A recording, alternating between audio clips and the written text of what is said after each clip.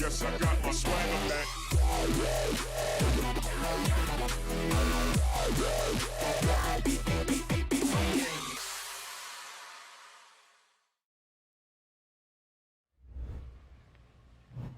Welcome to Chucker TV. I'm Dale Schwetz with Yan, Edick, Frank, and we're live Miami Beach. We're standing on the beach, Yan, for the WPL Beach Polo World Cup, World Polo League down in Miami. Yan, look at this, man. This is so much fun being down here. First of all, great to have you. Great to be with you. Thank you very much, Dale. And what an amazing setting. What a backdrop there onto the left with the bigger W Hotel over and all the hotels. And then look at that beautiful ocean over there. I'm just seeing that we've got a few last-minute touches just to get everything ready. And, of course, I'm sure you are, Dale, so excited. Last year, of course, because of the pandemic, this event could not happen. So a big compliments to Tito Gaudenzi and his team for putting on such a great, spectacular venue here. I am dead excited. I've had a word with one or two of the players who've obviously arrived. They're over there just behind us at the pony lines getting ready. And if I look at the first two teams, we've got Seminole Casino, Coconut Creek, of course, the official hospitality partner of Grand Champions Polo Club. They've been with us all season. With Melissa Gansey, I like to refer to her as the Queen of American Polo. No, Melly. And then we've got Heartthrob, so I'm sure of you will know Heartthrob, Nacho Figueres, he's there. And then, of course, the 8-goaler Alejandro Navijo Estrada. A very, very strong team, 15 goals. And then the World Polo League with Vinny Sangaline. And then, of course, one of the two Castagnola brothers. Yep. They're also down here. And we'll come back to that in a moment. We've got a little bit of a surprise for you. We've got Hector Castagnola, Barto Castagnola playing on two different teams. And then, of course, the man that has had so many titles to his name, Juan Bellini. They're going to be making up the World Polo League. But, Dale, I don't know if you know, but we have the young son of a very, very famous man by the name of Adolfo Cambiaso, who is going to be also playing for the first time. I spoke to Pablo Spinacci, who told me that he'd never played on beach polo. He was really, really keen. So a big thank you and a big compliments to the sportsmanship of Pablo Spinacci, saying, you know what, let young Porotto take my place. So we really have got not only the elite, but we have the who's of polo names here in Miami, and I'm so happy to be here with my friend Dale. You got it, man. I thought you were going to save that, though, man. You left Peralta out too early. No, I'm just kidding you. No, but that's so cool to hear that. And we want to thank Cambiaso family, of course, Dolfo and Maria for being so involved in that. It's so great to see this here. And so Polo. Let's talk a little bit about beach polo as we get these players ready to go today. This arena, it's about the size of a football field, 100 yards long, 50 yards wide, give or take a few inches here, a few yards, and then they're going to play in a, set up with the arena style, Yan, and we're going to have goalposts, so we will not play continuous play today, as you've seen sometimes in beach polo, where the ball they make a goal and they keep playing. We will go ahead and do a bowling from the center. Our umpire today, Mark Holmes, he will be in the stands with Yan and I, and he'll be calling the game from the stands, and he'll be bowling the ball in from the stands. So you'll get a great view of that all the weekend long here. And these goalposts, they're set up the same way, 8 yards, 24 feet, and they'll be shooting those balls through the goalposts, same as an outdoor field. When the ball does go through, they'll come back to center. Now, the ball does go out of bounds, and as you'll see, we're right on the beach here. The ball goes out of bounds on the beach side or up into the stands. We will bring the players to the center of the field, and we will do another bowl-in. All right, on the handicap, based on the handicaps, it will be goal to goal, and no matrix being used, so I love that part, Yan. And so far, the setting here in South Beach, Florida, has just been perfect. The weather is set up amazing, and we're going to have with you 3 games every day, and we have a lot of fun going on tomorrow too. We should probably hold back a little bit there, as we have some things going on. We don't want to give you all the details yet, but we will have 3 games today. They're going to be 4 chucker games. So those 4 chucker games, and and also, players are ready to rock and roll. Exactly, and it's only 3 aside. I don't know if you mentioned that, Dale. There's only 3 aside, so it's not like the traditional grass polo, but as Dale was saying, due to the size of the arena, you can only really play with 3. So they're going to be fighting very hard, and having said earlier, having spoken to some of the players, they are very, very much looking forward to showing their skills, because it's going to come down to skill here in the sand. They're up against a completely new element, of course, which is the sand. But I know that Tito, like he has done in previous years, and for me, I've been very fortunate to have attended 1 or 2 beach polo tournaments. For me, the beach here in Miami is by far the absolute non-plus ultra. So once again, a big thank you and a compliment to Tito and his team. And of course, we mustn't forget to mention all of the sponsors who are so instrumental, so key in making this event happen in the first place. You got it. Like I said, it's sponsored everywhere, and there's still tickets online, so you can still get a chance to come down here to MiamiPolo.com, and I love the addition that they put down in the end zone. Yes, absolutely. So if you're watching and if you're in the area, come round, because there is, of course, public viewing on the ocean side. Dale was just saying, you can still get tickets. There's a very cool bar looking over there, Dale. So, and I believe that's a very, very good deal that you can get to hang out there and sort of see the players in action, because you're going to be right at the base, at the end of the field when they come charging down. So if you want to get in touch, or if you want to get to know this wonderful sport, and of course you can always come up to Wellington, to Grand Champions Polo Club, should you get the bug, as we like to call it, come down or come up to Wellington. Juan Bellini, Director of Operations, would be happy to give you an assessment, put you on a pony, give you an idea of what it's like, and then who knows, one day you might.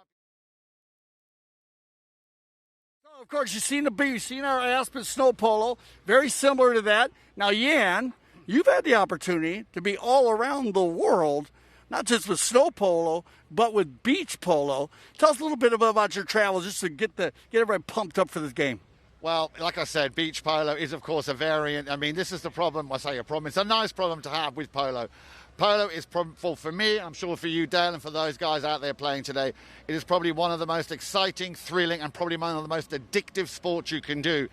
And the idea, like the arena, Brian Morrison, the late Brian Morrison, who was basically a pioneer in developing arena polo, because when the summer season was over, the season might be over, but you still have that desire to get on a horse and play polo. That is when arena polo was born. And then the next level was, okay, well, we can only play so much in the winter, and why don't we play when it's a little bit warmer? So that's how beach polo was born. And then, of course, to take the winter polo to one more level, when they launched, of course, a snow polo over 30 years ago in San Moritz, of course, Tito Gaudenzi, the godfather of snow polo. So you really cannot get enough of polo. So there is no excuse, because at any time of year, there is a facility for you to play, be it on grass, be it on the beach, be it on the snow, or be it in an arena. You got it. And remember, they do use a beach ball. It's a hard beach ball, but it is a beach ball. And it's the same ball that they use in snow polo. So it's a lot of fun, this ball. You're going to see a lot of tricks with that ball. Players, they pick the ball up. They like to run with it. And based on the arena, different times in the arena, they'll use that trick to kind of get through. And I might get some names, but Nicky Roldan, my man, who's just amazing out there. We had some interviews with him as we were down there earlier in the week. And that ball, well, they use that same ball in the snow, and it does carry the arena also. So you will see some long balls, some big shots. And like I said, if you do come down to a game, always keep your head on a swivel, because the ball will fly out of the arena into the beach, into the ocean, or into the grandstand in our VIP, and also down in our end zone box. And that end zone box is going to be a lot of fun today, Jan, because I met some people that are sitting down there today, and I told them, be ready, because the ball is going to be coming that way. So that should be a lot of energy down there. Absolutely. And as you were saying there, what you will see, of course, because it is a much smaller surface or arena in which they play, you're going to see the technical skill of these players. Obviously, on grass polo, as you would say, running and gunning. Here today, I think you're going to see, be it the Castagnolas, be it Nick Roldan, as you just mentioned, it doesn't really matter who, you're going to see a lot of what I call great stick work. Some of the players will probably try and carry the ball up in the air. So this really is a great way to be so up and close to the action here at Miami Beach Polo. Yeah, that's good. So we've seen our second game here, Jan. And once we go through the second game here, and that's going to be a great one. I love the matchups there. Indeed. Well, first of all, also great to have Italkraft, who is a team sponsor, on board, and, of course, a Land Rover. So we have Govinda Quinch, an American, playing off one goal, and then we have another superstar, a young star in the making, if not already, Juan Martin Zubia. And I did mention it, but he's sounding right here. We can mention it again. Let's say it again. Proto Cambiaso. Okay, now, he is going to be out here. That's going to be fun, man. It's going to be fun. His first time ever on the beach. So. Hey, and I mean to interrupt you, but first time winning the U.S. Open with his father, with Scone, and not just that, but tying Nicky Roldan, who's here, 15 years old, and Nicky was the youngest. Now there's two at 15, so it's great to have Proto here after you win the U.S. Open. And, of course, an honour and a privilege for us to have him here this weekend. So let's see how he fares. It'll be the first time for him out on the beach. Now, then, Land Rover, and we have a young man who is from Holland, but spends most of his life in Argentina, or most of the in Argentina. Philip de Groot, great to have him with us. And then, of course, we've got the other Castagnola, Barto Castagnola. Well, now, Barto Castagnola there, you know, he played for Richard Mille during the WPL season. A team that made it to all 4 finals and won 3 titles. So an incredible player. Keep an eye out on him. And then, of course, the brainchild, the man behind the beach polo here. A very solid player, very strong. The Swiss-born but American resident. And that, of course, is Tito Gaudenzi. And he's out on the field at the moment. They're just putting the last finishing touches to the field. So, again, another very, very strong team. And, of course, Tito, who plays arena polo, plays snow polo, plays grass polo. He, of course, this is a bit like playing out of his own living room here, because he lives in Miami, the man responsible for doing this. So keep an eye out on him as well. That matchup, Italkraft, Land Rover, definitely going to be another thrilling game later on. Yeah, that should be a good one here. So it looked like they got them all getting going here. Some of the players are coming out. So once again, welcome to Chucker TV. This is the World Polo League Beach Polo World Cup, and we have 3 days of amazing fun polo for you. Jan and I will be covering everything with the whole Chucker TV family. So I'm going to throw us a little commercial break, but when we come back, we're going to be ready to start this show off. So once again, thank you for joining us here on Chucker TV.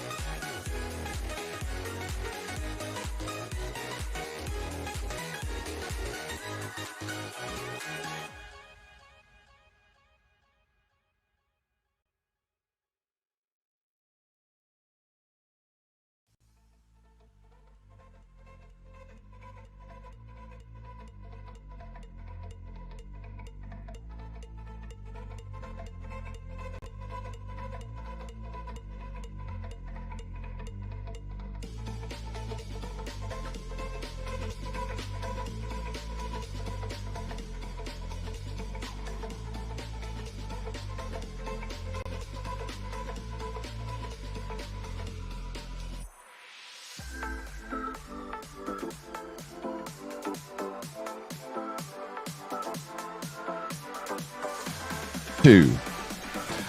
Welcome, everybody. A very warm welcome. Great to have you with us here on this beautiful Friday morning. It is, what time is it, Dale? Oh, man, it's ready to tell time to play some beach polo, Yan. That's what time it is. 3 days of it here in Miami Beach, man. I'm pumped up for this. Absolutely, so am I. And ladies and gentlemen, those of you out on the beach, of course, come closer, come closer. There is, of course, complimentary public viewing out on the beach. Those of you here in the VIP enclosure, get yourselves nice and comfortable. Get yourself a good seat right in front of the arena. The players are out on the field. We will, of course, introduce you to the players by name and handicap, and we'll explain, of course, Dale and I, myself, some of the basic rules so you understand the ABC of polo, which will hopefully make your appreciation of one of the most prestigious and one of the funnest games on planet Earth a little bit more enjoyable.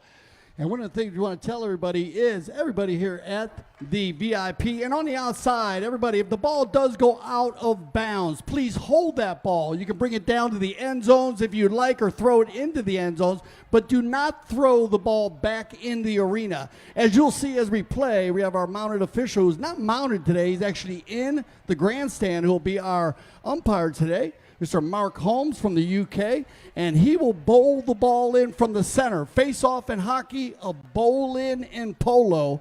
And so if it does go over there, everybody on the beach, do me a favor and throw that ball down on the end zones at the end line. We call that in polo, behind the goalpost, and keep an eye on the ball. If you're here in the arena or in the VIP, keep your head on a swivel because that ball will leave the arena, and when it leaves the arena, it leaves very quickly. So keep your eyes on the ball. Yan, I'm ready. So am I, and you can see the players coming out slowly now, just getting their last little bit of tack adjusted. Of course, the stirrups need to be just right, and we, of course, also, as I said, will be running you through some of the basic rules, the ABC of polo. We can tell you now that, of course, you might have noticed all the players are only using their right hand. There is no left-handed polo anymore. That was a rule that was abolished back in 1974. And as this is a variant to the traditional grass polo, where you would find 4 on a team, beach polo, like arena polo, are only 3 aside. Dale, I think the players are ready. Let's get them lining up so we can introduce you to the players. Lining up, facing the audience, please, players. We'd like to call you out, name one by one, and then you, the lovely audience here, the wonderful people of Miami, I'd like you to please give them a warm welcome with a big round of applause. So, in the yellow shirts, and I start with yellow because we do, of course, have a very, very talented young lady. We always go ladies first. Ladies and gentlemen, boys and girls, in the yellow shirts, that is Seminole Casino, Coconut Creek. Please welcome the captain at number 1, the one and only, Melissa Gansey. At number 2, ladies and gentlemen, yes, he's in town, Mr. Heartthrob himself, Nacho Figueras. And at number 3, he's also not bad looking, 8-goal player, Alejandro Novillo Estrada. And now to the team in the white shirts. Seem to be very composed, very calm before the storm. At number 1, playing off 2 goals, please put your hands together for Vinny Sangaline. At number 2, keep an eye on this young man. He's 8 goals and one of the world's best polo players, Hector Castagnola. And at number 3, a man who needs to keep buying new trophy cabinets. He's won everything there is to win. Give it up for Juan Bellini. So today, yeah, okay, so we do have a 16-goal team. Our World Polo League's going to be 16 goals today. Seminole Casino, Coconut Creek, they'll come in at 15 goals. So they're going to get 1 goal on handicap here in our 4 chuckers of polo. And they got them lined up there. Look like they're ready to go. And so we'll get Melly and Vinny up in the front right here. And they'll line them up and get ready. Get behind your team. Seminole Casino, Coconut Creek in the yellow. World Polo League in the white. And away we go. And ladies and gentlemen, remember, every time they score a goal, you are responsible for putting your hands together, possibly putting your glass down first so you can use both hands and give the team and the player a big round of applause. Here we go then. Ball is in play and it's picked up by Alejandro Novillo Estrada, and straight away breathing down his neck was Juan Bellini. Picked up now by the 8-goaler ahead to Castagnola. Castagnola trying to find a bit of space for himself over on the far side. A gentle little stroke of a touch there coming from Alejandro Novillo Estrada. Castagnola, he seems to be in a good mood. He's got a big smile on his face there. Some of these players, of course, for the first time ever playing on grass. So it's going to see how well they fare here on this service. Still, Seminole Casino, Coconut Creek, a nice little underneck shot coming there from Nacho Figueres. Vinny will send it back towards the goalposts. In comes Juan Bellini. Has it taken off him? A shot possibly to go. He didn't have the time to control it.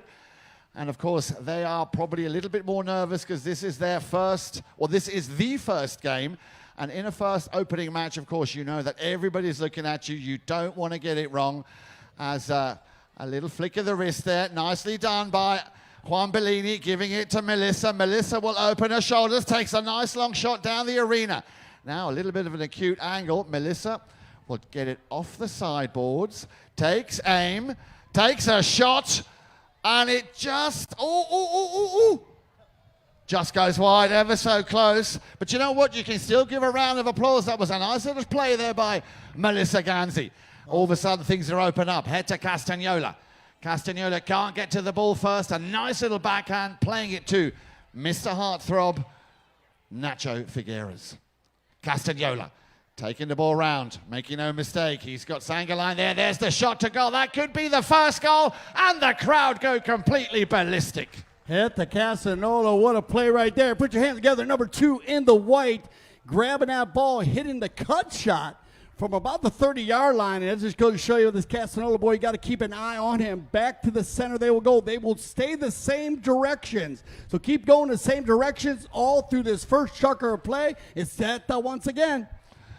Castagnola is going to drain one as you get the bowling, get the offensive attack, and Castagnola just coming alive here, getting the lead 2-1 as they come back to the center. Well, I told you to keep an eye on that young man. But you know what's so nice there? Looking at all the players, they've all got a smile on their face because they know they've all got the same handicap, which is, of course, playing in sand.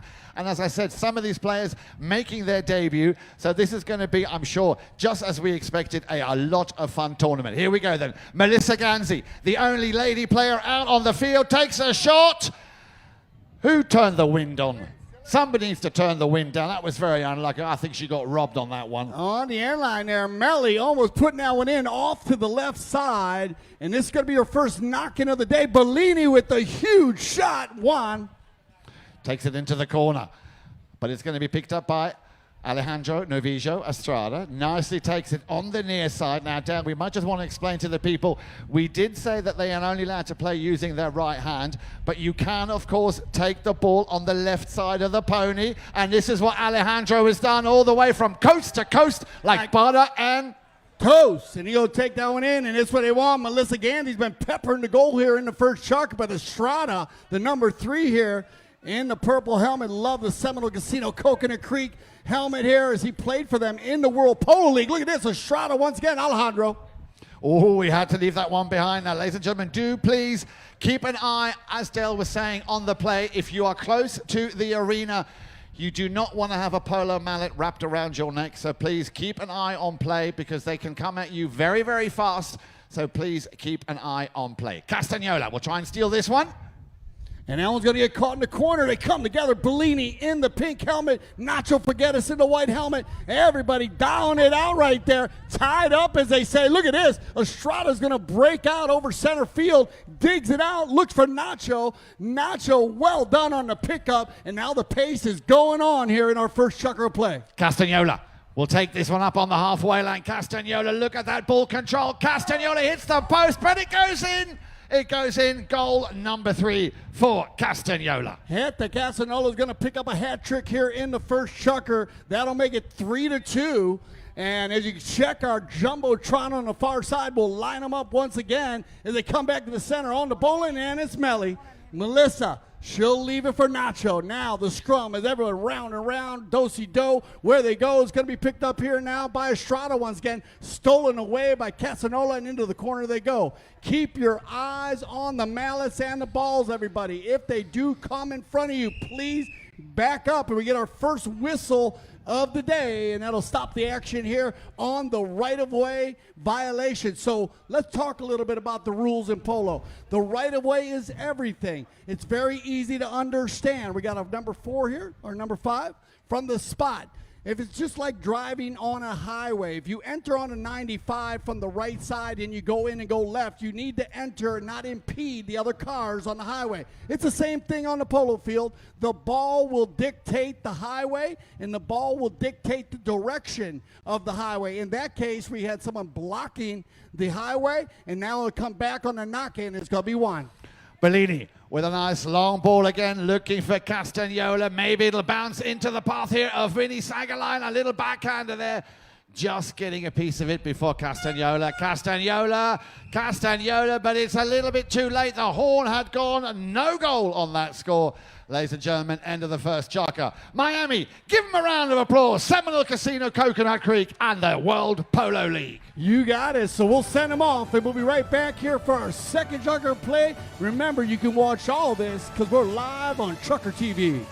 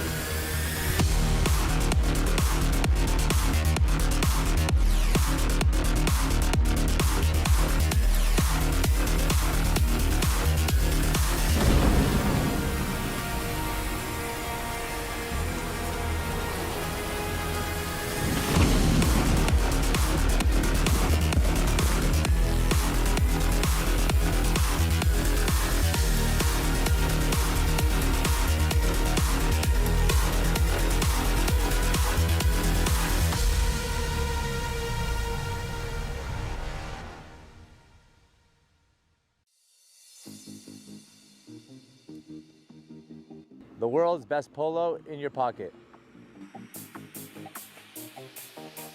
Chucker TV, the only app you'll need to watch polo.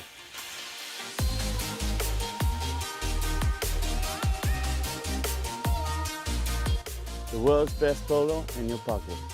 Chucker TV, the only app you'll ever need to watch polo. Welcome back, everybody. Chucker TV. We're live in Miami Beach for the World Polo League Beach Polo World Cup. Jan Edik, Frank, Dale Schwetz, Chucker TV, and here we go as away they go in our second Chucker play. Absolutely. Seminole Casino, Coconut Creek in the yellow shirts, and the World Polo League in the white shirts. And at the end of that first chukker, the World Polo League, after a hat-trick coming there by Hector Castagnola, they left the field, or the arena, I should say, leading by 3 goals to 2, beg your pardon. And we are now in the second chukker. Remember, we play a total of 4 chukkers. A chukker is a period of play, and after every period of play, the players must change a pony. As we now watch Alejandro Navijo Estrada trying to find a little gap there, and the umpire, I think for the right reason, they're blowing on that whistle for a blocking foul or an obstructing foul, which of course you cannot do. You cannot stand in the way of a player trying to make a shot to goal. You got it. So we're going to open goal penalty 2 on that play, blocking the player. Remember that right away. Remember the highway I was talking about. You cannot block that highway. Open goal penalty 2. It's going to be Estrada, and there you go. Alejandro will get the equalizer, make it 3-3 early in our second chukker. And that is goal number 2 for the 8-goal Alejandro Navijo Estrada. But I'd like to see this young man, Vinny, get his name up on the score sheet. Sagaline in the house. Here we go. It's going to be Estrada once again. Oh, Bellini steals that one away. Melissa's going to get a piece of it. And now Vinny Sagaline back to the inside on the near side next shot. Opened up. Watch out.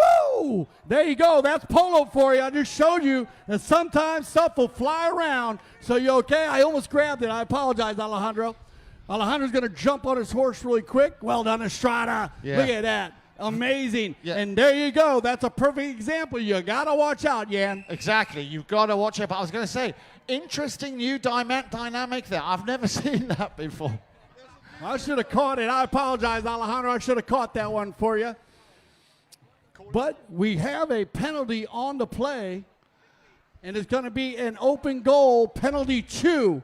So a 15-yard shot, open goal, penalty 2, another right-of-way violation, and that's about 80% of the time. The foul you're going to hear is a blocking or a right-of-way foul. Now, we do have other fouls. You need to ride off cleanly. That's one of the fouls. You can't bump a horse too far in front or too far behind for safety of the four-legged athlete. And this is an open goal, and it looks like it's going to be Bellini. No, Heta Casanola. Oh, bad luck as that one bounces off the post, and you'll hear that whistle, and that'll keep it 3-3. Our umpire will yell play, and that'll put the ball back in line once Estrada brings that one in. He has Melissa Gansey in the rumble seat. Estrada's going to run this one down the far side. It's going to be Heta. Castagnola. He will want to redeem himself. He turns that one nicely around, looking for Vinny. Vinny Sangaline on the far side. A cut shot. Did that go through? Well, there couldn't have been much in it there, Del. I mean, we just spoke about him. And the next thing you know, he's out there killing it. I'm telling you, giving the energy to Vinny Sangaline, who also plays at our sister club, the Aspen Valley Polo Club. Our first club, also our sister in the Grand Champions Polo Club in Wellington, Florida. But here comes Alejandro. Novicio Estrada. Well, he's got something with the roof. He sends the mallet on the roof. Now he sends the ball on the roof. Alejandro, try and play on the sand. And they're going to go ahead, and that should be a knock-in down there. Yeah, we're good, Mark. So they got one there, and they're going to knock this ball in. So, again, when the ball does go wide, we have a knock-in, and it's going to be picked up here by Bellini. Loose ball play, Juan Bellini. That one will bounce off the side, but Bellini still has time. Gansey, Melissa, Melly's going to put the pressure. Bellini with a laser beam of a shot, and here comes Nacho. Nacho Figueres, the good-looking man. He's out there trying to find a pass to the front. Oh, he has it taken off him. Has it taken off him again, Nacho, for a second. Oh! Out of the air by Casanola, and now we got a battle. Heta, so good with the polo ball. Casanola drags it out once, looks for the near side shot, takes it over into the corner. Nice ride off there by Nacho Figueres. That one will bounce off a pony. Loose ball play, Bellini! And Juan Bellini will jump in there, and as you notice in our end zones, we have our goal judges, and that's a high flag. We call that as the goal judges will wave the flag high in the air when it's a goal, and they'll wave it down low when the ball goes wide. Back to the center we go for our bowling, and it's going to be Vinny. Come on, Vinny. Do some of that magic we spoke about. Here we go. A little bit of a club sandwich going on here in front of the speaker's box. As once again, Alejandro Novicio Estrada, this time keeping the ball nice and low, comes back into the open field on the near side. Ladies and gentlemen, we did warn you to keep an eye out on play. As Alejandro, can he finish what he started? Ooh. Yeah, and Estrada's going to take one back. So there you go. Bellini scores on the far side. And Alejandro Novicio Estrada again, once again, everybody on the far side. Keep an eye on that ball. It will fly out of the arena. Safety always first as we come back for our second bowling. It's going to be Alejandro. Alejandro high in the sky, but it'll go over the back line. Or will it? Heta Castagnola now has possession for his team, the WPL, the World Polo League. 1 minute, thank you very much. 1 minute left to play. Here, our opening match of the 2021 World Polo League, Beach Polo World Cup Miami Beach. And a whistle with only a number of seconds to go.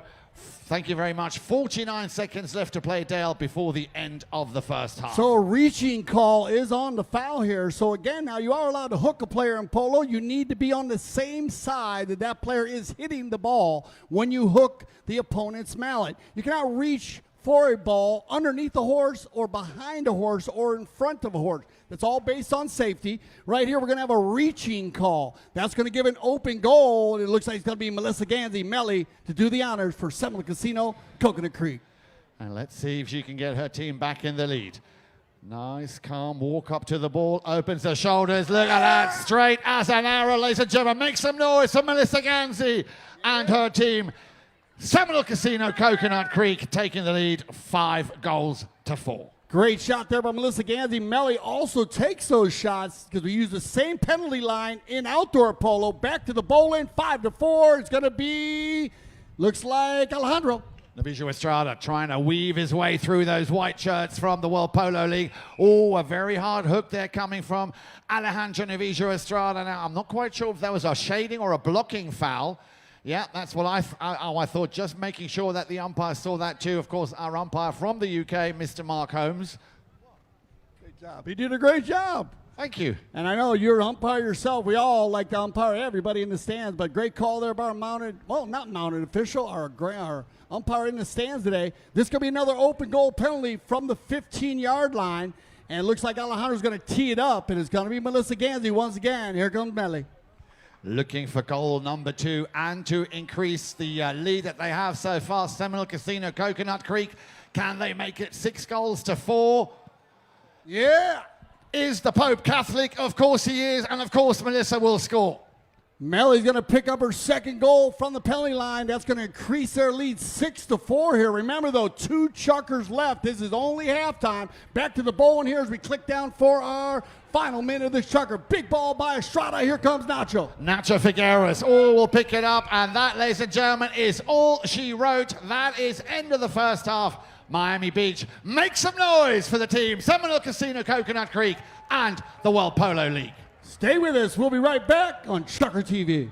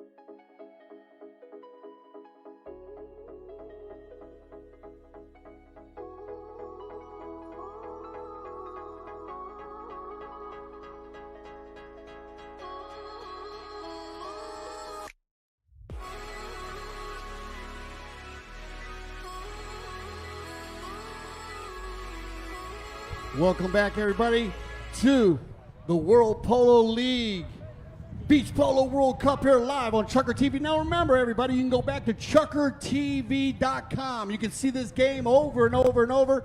Check it out, chuckertv.com. We are the leaders in polo broadcasting. We're back for our third Chucker of play. Jan Eric Frank, take it away. Thank you very much. Yes, indeed, a warm welcome. Chucker number 3. We play a total of 4 chuckers. And once again, Alejandro, what's he got with the roof? What's he got with the roof here this afternoon? Either a mallet or a ball. No, but we like it. It's controversial. It's different. We quite like that. So we're going to have another throw-in from the halfway line. If you've just joined us, a very warm welcome, a good afternoon. We, as Dale was saying, are coming to you live from Miami Beach. It is 6 goals to 4 as we stand at the moment in favor of the team in the yellow shirts. Seminole Casino, Coconut Creek, as Heta Castagnola here in front of goal will unload that one and gets goal number 4. Castagnola. On fire today, Jan. He very much is. And you look, I keep having to look at their faces. They all have a smile on their face. They all seem to be having a great time out there. And of course, if you can score a goal, what more could you ask for? Yeah, I thought Heta would come in here and play very strong in the arena. As this kid, we got a lot of players that are going to be great in the sand today. They are so talented. It's great seeing them down there. That ball's going to fly out of bounds. They'll come back to the center on the bowling. Picked up here again now. Hit the Casanova. Trying to get by Nacho. Figueres tries to peel it out. Melly gets a piece of it. Bellini now. Oh, no. Trouble in paradise. Nacho on the move. He'll back it up and move around and look at it again. It's Heta Casanova. Casanova by himself. Big ball by Heta. And that ball's going to sail out of the arena down on the far end, and we'll line them up for a knock-in down there, I think. Let's see if they got it. And it looks like that ball is going to come back for us. There we go. So they'll line this one up for another knock-in. What do you think? Yeah, 6-5. Absolutely. Now, ladies and gentlemen, if the ball does go flying over the sideboards of the arena, please be so kind and give them back. We do need the balls in order to play. So if you would just like to drop them over behind the goalpost, as Dale mentioned, there is a goal judge who will very kindly take receipt of the balls. Oh, a nice little hook there from Castagnola against Nacho Figueres. Turned around quickly, and now Juan also having a little affair with the roof. And I'm telling you, keep an eye on that ball, everybody. It does move very quickly when it comes off the mallet head. Bellini's going to sail that one out into Collins Avenue. They bring it back into the center once again. Melissa gets a piece of it, leaves it for Estrada. Alejandro. Navijo Estrada can't control it. Well, he tried to send it back there. Juan Bellini, a nice long ball that might just go all the way. Castagnola on the near side. That is Polo at its best. And if I'm not mistaken, Dale, that is goal number 5. Hit the Castagnola on fire today, just rolling up and down the arena. And that's going to get the equalizer here, 6-6 in our third chucker.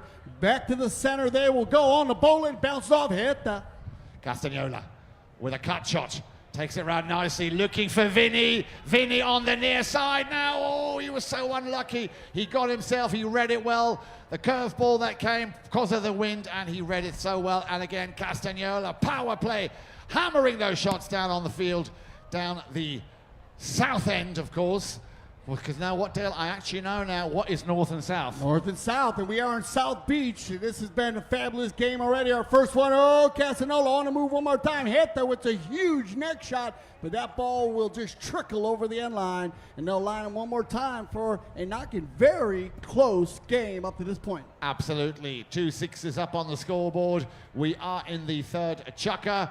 Now remember, we do have 3 games lined up for you this afternoon. Good afternoon, Mr. Roldan. Good to see you. Good to see you, sir. Another one of the superstars who'll be out there a little bit later on this afternoon. So as I said, Dale, you know we've got 3 games every day this weekend. Today already is kind of the weekend. I'm excited to see Nicky Roldan, man, getting ready to play, man. He's one of my favorite beach polo players. Here we go on the big ball right here. Picked up by Vinny, gets a piece of it, leaves it for Estrada. Alejandro trying to get out of it. A bit of a defensive battle going on. Absolutely, because they want to get the upper hand. Vinny, nicely done, will feed the ball. Well, he tried to send it up to Castagnola. A little bit of a disarray there with the yellows. Seminole Casino, Coconut Creek. The 2 Argentine players there. The 2 number 3s. Oh, he's got the wrong gear on that pony. He needs to put it into first gear, not reverse gear, as Bellini will send it up to Vinny. Vinny can't get into it before Alejandro will steal it. Yes, Alejandro Navijo Estrada up in the air. And a whistle. Yeah, and Estrada. Unbelievable. What a fight. What a battle right there. Stealing away from Sangaline. Then he takes it out of the air while running the goal. Ends up getting caught on riding in from behind. Now, there is a rule in the game of polo. You cannot ride in from behind on a player. Reason why is the elbow does not bend in the opposite direction. Can be dangerous for the 2-legged athlete. So they'll blow the whistle there, and that'll stop the clock, and that'll give us an open goal 15-yarder. So Melissa, 2 for 2, maybe go for 3. Dale, have you looked behind us? Look at the names and the faces of the elite World Polo League players. Barto Castagnola, Tito Gaudenzi, Torito Ruiz, Juancito Bellini. I mean, they are all here. And, of course, the Grantster, the double G, Grant Gansey, he will see him as well. But now let's go back to the action and watch Melissa. Gets a very small piece of it. She's just teasing us there. She's teasing us. You know what? It looked like it fell off the tee there. Yeah, it looked like it did fall off the tee. It looked like it was blowing off the tee. That's great sportsmanship. They're going to give her another shot. That ball was blowing while she went to hit it. It was blowing off the tee. So she'll get another opportunity. Here goes Melly. So here we go then, looking for goal number 3. Remember, she scored twice in the second chukker, and this time, no mistake, goal number 3. And you know what, Dale? That puts Seminole Casino, Coconut Creek back in the lead by 1 at 7-6. You got a great sportsmanship there by the World Polo League. That ball was rolling when she went to attempt to hit that ball. It's breezy out here today, but we love the breeze. 10 seconds left here in our third chucker play. Wambolini, watch out, as that one will fly into the VIP and line them up. Keep that ball outside, everybody. That'll end our first chucker play, and Yan. Well, yes, indeed. One goal, very, very little scoring in that third chucker. Melissa coming in, getting the equalizer twice. Hector Castagnola scored, so Seminole Casino will be happy taking that 1-goal cushion into the fourth and final chucker. You got it, so stay with us, because we'll be right back for the World Polo League Beach Polo World Cup. We're live, Chucker TV.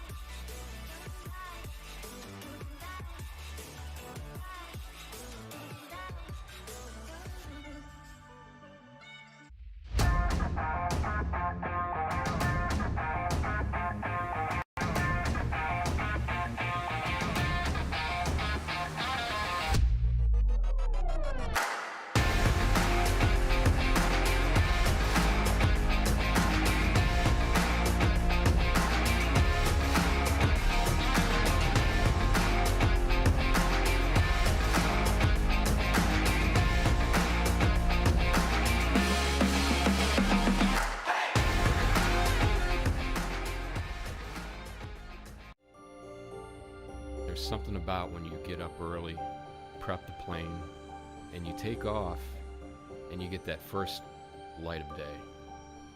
And the air is crystal smooth. You can see forever. You have to have the right aircraft for the right flight with the right crew up front. Only NetJets can do this. The flight dissolves into the background. It should just be the here and now. Welcome back, everybody. Here we go. Fourth and final chucker as we're here 7-6 in Miami Beach. How's everybody doing here in the VIP today? You guys enjoying this first game we have of our triple header? So have some fun here. Get going, because this is going to be a nail biter all the way down to the end, Yan. Absolutely, and this is only day one, Dale. We have got a whole weekend of WPL Miami Beach Polo World Cup ahead, of course, and this is only the opening match. Let's go back to the action. Hector Castagnola with already 5 goals to his name. It's going to be Nacho Figueres. Figueres can't quite get control on that ball, and all of a sudden it is a little bit of a traffic jam. Castagnola will open things up a little bit and send Bellini on his way, but only short-lived. Castagnola, Hector Castagnola, looking for Bellini. He might leave this one for Vinny. No, Bellini will turn, looking for an opportunity to open those shoulders and take a shot to goal. Castagnola, the ball again, the wind being a little bit unkind, will chip it nicely over all of the defending players. He was looking for Vinny, but it was going to be Alejandro Navijo Estrada, and don't be surprised, he might send this one on the roof again. Yeah, you got Estrada playing for Seminole Casino, Coconut Creek, an energized, upscale local casino experience in South Florida. Play, dine, entertain, elevate your game. You need to go, man. We've been, what a place. Absolutely, absolutely. Seminole Casino, Coconut Creek. Dale, what are you doing Sunday night? Hey, you know what we're doing? We're doing Seminole Casino, Coconut Creek. Absolutely. You got that right. Here we go. Back to the action, though. 7-6. And it looks like they'll be picked up by a sang line. He'll leave it for the man. Hector Casanola's been on fire today as he takes it down the field right here. Loose ball play. Tries to dig it out. Nice ride off there by Nacho Figueres. Into the corner they go. Keep an eye on the mallets. Everybody, keep an eye on the ball, baby, as it will bounce off of everything. As the glasses will fly down, we're going to stop the whistle right there. Thank you very much, Vinny. Thank you all right, very darling? much. All right, so keep your eye on the ball, everybody. It is a fast-moving purple ball. Come on, Alejandro. Come on, Hector. Back to the bowling. Ball's back in play. And it's going to be Castagnola in a little duel with Alejandro Navijo Estrada. My cousin Vinny will pick this one up. Vinny leaves it for Bellini. Bellini, little chip shot there, outplaying Melissa Gansey, but Alejandro Navijo Estrada, and that was a classic right-of-way infringement, hence why we had the whistle. So center hit, we got a center hit here on the right-of-way violation, and that's what we're talking about. As you can see that ball was traveling 45 degrees across the arena. Number 3 in the pink helmet was riding down, following the ball, following that imaginary line. Estrada almost got out of there. Alejandro was off to the races, but they're going to blow it dead here. They're going to set it right up in center field, so it will be a penalty 5 from the center in favor of the World Polo League. It looks like it's going to be Bellini. And we have 3:09 left on the clock for the fourth and final chakra. 3:09, feeling fine. Exactly. Exactly, Dale. Feeling very fine indeed.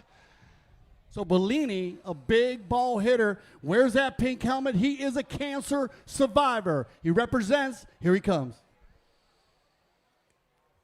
Bellini gets a piece of it off to the side. He'll slow it up here, dig it out. Melissa's going to go and apply the pressure. Now Bellini takes a swipe at it, picks up. It's going to be hit. Castagnola will turn it if he can. Oh, has it stealing. Cheeky little play there by Melissa. And she will send it down the field with a good little a curveball on that shot, hoping to find Alejandro Navijo Estrada. And now my cousin Vinny with a backhander.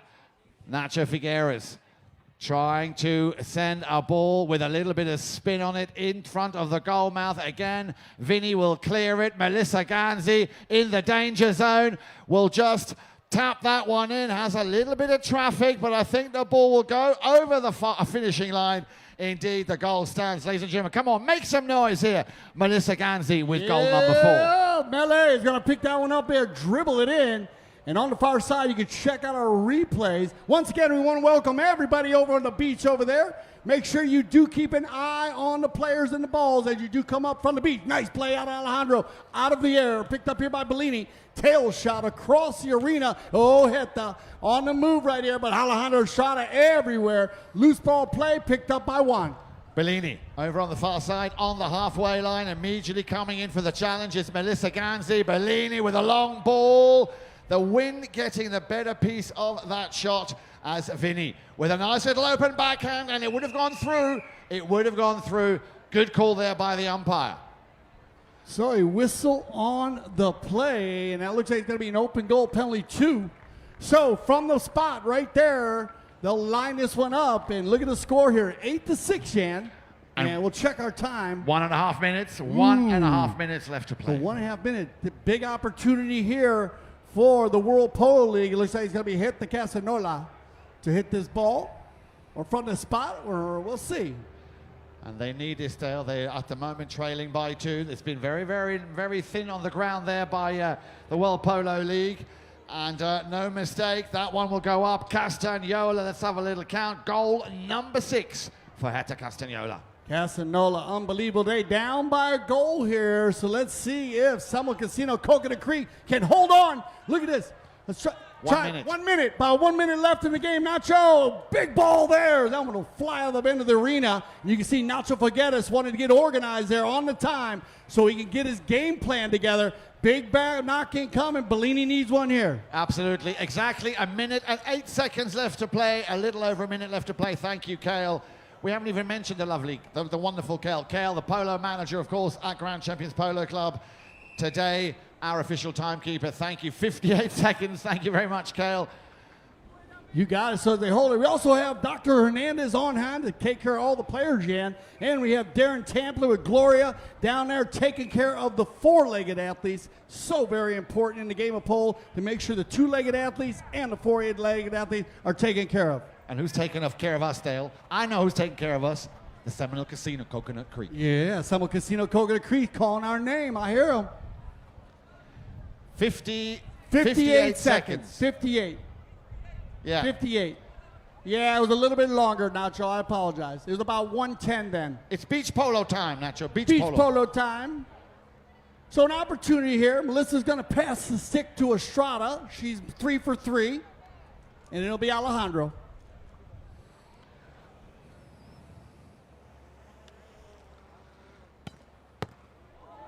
Oh, a laser beam of a shot. Alejandro, that one hits off the ball.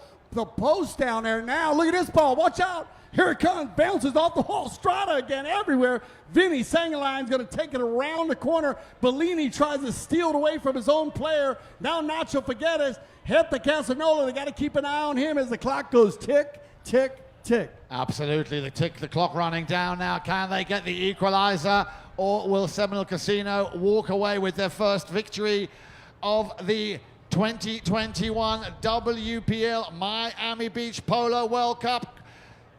Catch. All right, don't catch. And they'll come back to the center here. They will indeed. They'll come back to the center for another throw-in. Let's have a look at the clock. The clock is running down now. We're down to the last few seconds. And that is, ladies and gentlemen, end of the fourth and final chukker. Please, Miami Beach, put your hands together. A round of applause. Congratulations for their first win. Melissa Gansey, Nacho Figueres, and Alejandro Novicio Estrada winning their opening game by 8-7. Now, we will have, of course, a little timeout for the next pairing of the two teams to come out onto the arena. We will also prepare the arena once more. So make sure to tune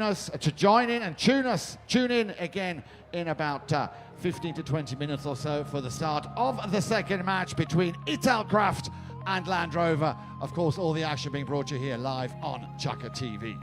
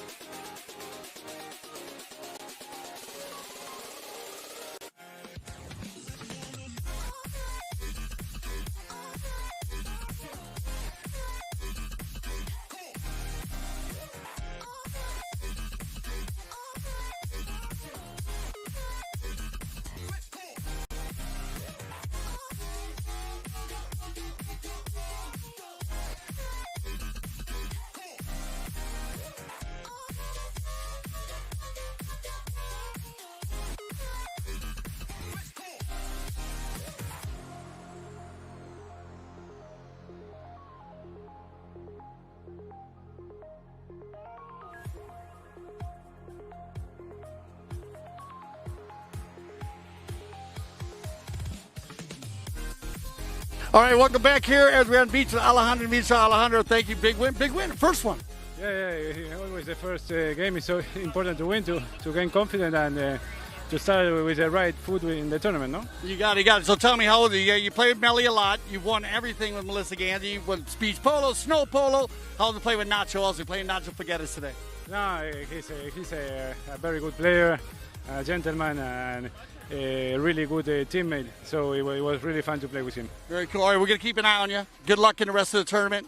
My man, good to see you. All right, Alejandro will be back. We're going to catch him as he's going to get ready for tomorrow's game. So good luck, Alejandro. Come on over. We'll get some more interviews over here.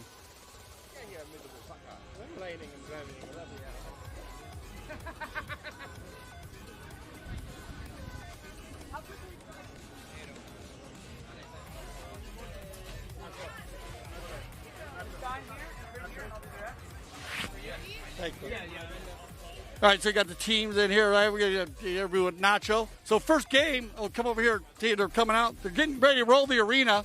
You can take a picture. Show them what you got. You got the guys who roll the arena here. This is what they use to get the surface prepared for beach polo. Thank you, my brother.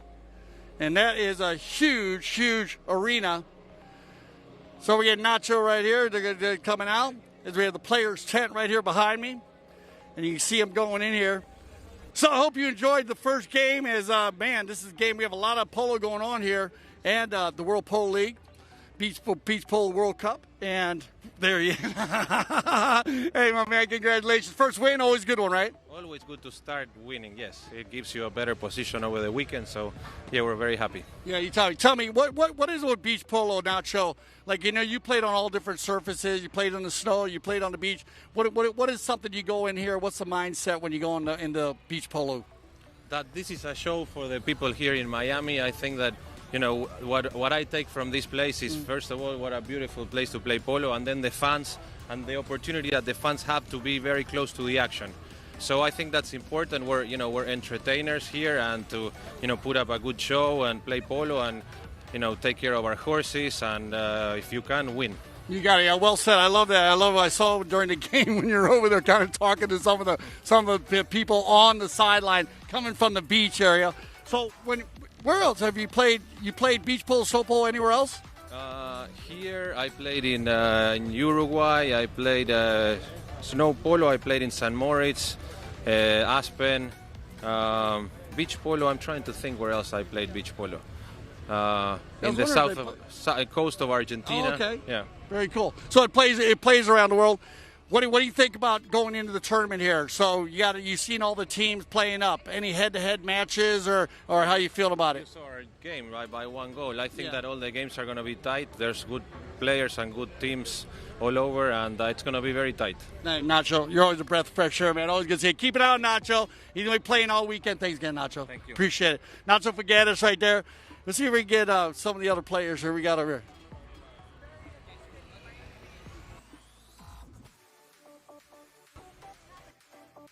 We get Melissa Gansey out here. Melissa having a great start here in her first match here at the World Polo League Beach Polo World Cup. And we'll get her to come out and get a little interview with her. They get you lined up there. Well, he jumped on quickly and got going quickly. And he had the first game out, so always big getting these events going. First of all, congratulations. Thank you so much, Dale. So 3 for 3 on the penalties. Well done, and I got to tell you, great sportsmanship of them, because when you went to hit the third one, the ball rolled. It was like blowing off. It went into a crater. Not just a little hole, but a crater. Yeah, but anyway, that was really kind of the other team. I greatly appreciate the sportsmanship. And it was hard to score on the other goal with the wind. I have to say, Hetz is a pro, and this was his first arena game ever. Very so cool. That was a really tough team. Vinny's a great player. Juan is the best in the arena. And Heta is now a pro in the arena, so it's all really good. It was a great start, great energy to see the first game being there. So good luck in the rest of the tournament, right? We'll be back with Melissa. You're going to be here all week long. Thanks, Melly.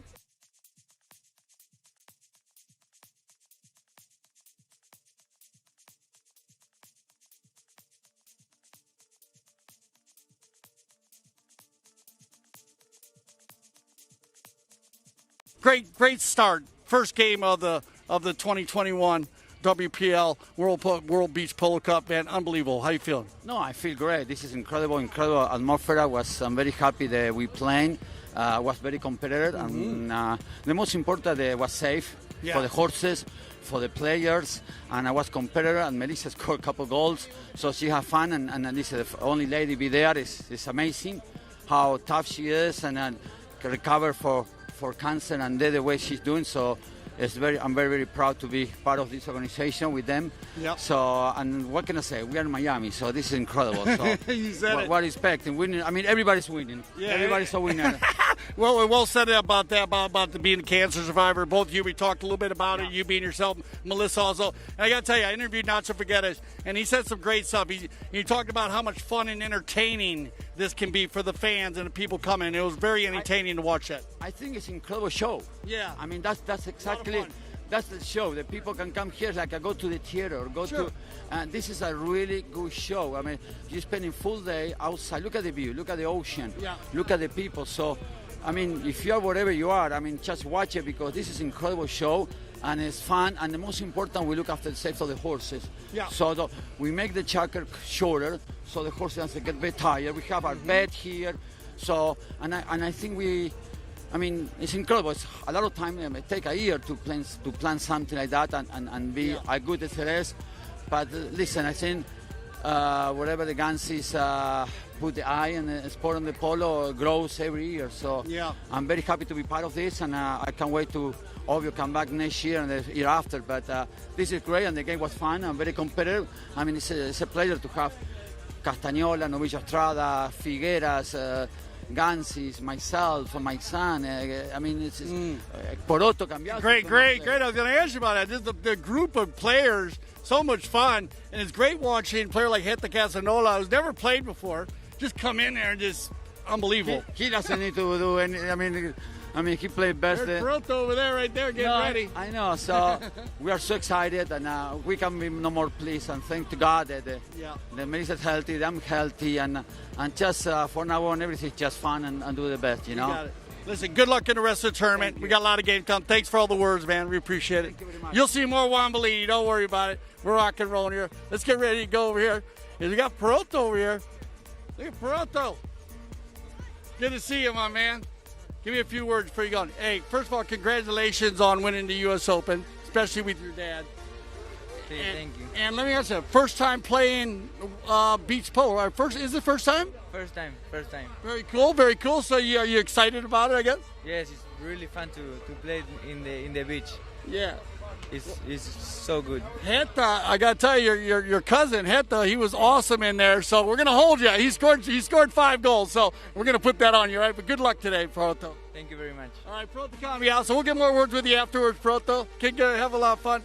Be really cool that Poroto's down here playing. And you can see right here, come on out a little bit. Do a little bit of what we're doing here. You can see how they're getting the arena done. Some good shots of the arena. And how they roll that and get that surface as flat as possible. And of course it is beach sand, so it does tear up quickly, but that's part of beach polo. That's why we use the purple ball, the larger ball, and so the players have the ability to pick that up. So we take usually about 20 minutes, 30 minutes between the games, based on that we have. You do the arena, get the other players organized, get the horses, the four-legged athletes that we just played home, because that's very safe. We don't keep those four-legged athletes here. The whole four-legged athletes that played in the first game, they will be transported with their trainers in their trailers. They'll be transported right away. They'll get home, they'll take care of those athletes, and then they'll prepare those athletes for the following games that are coming up. So we're going to go to a little break here, but I'll be back with Jan Erik Frank. We got some more interviews going on. Once again, I hope you're enjoying this our broadcast here for the World Polo League Beach Polo World Cup. I'll be right back.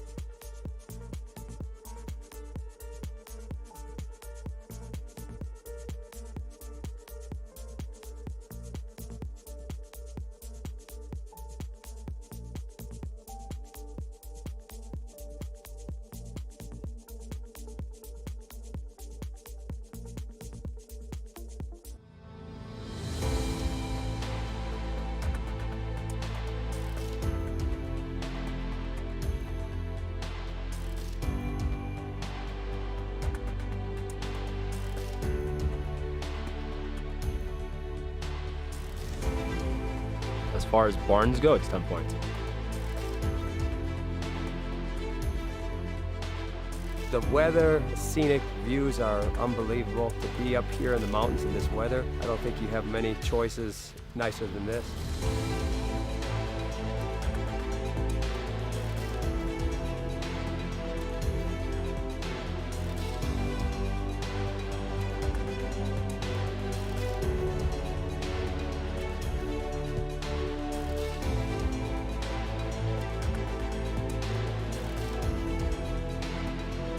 I feel like we have some really competitive polo up here. It's friendly competitive polo.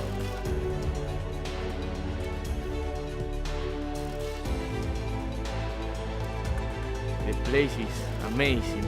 Good polo fields, good players, good horses, so it's a good experience. It's really good.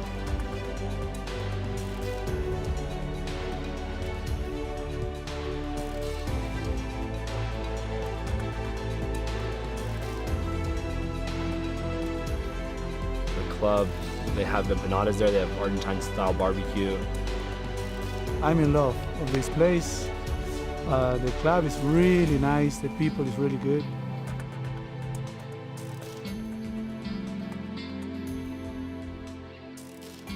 At least what I can see is that it's an amazing place to be playing polo with the family and with good friends, enjoying, and the weather is great. I can't complain at all. There's so much to do up here, and people are great, and there's some of the best polo in the country up there.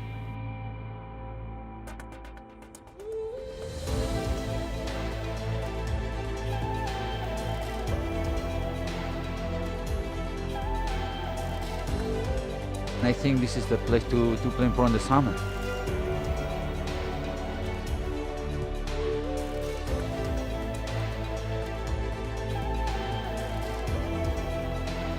It's as good as it gets for summer polo.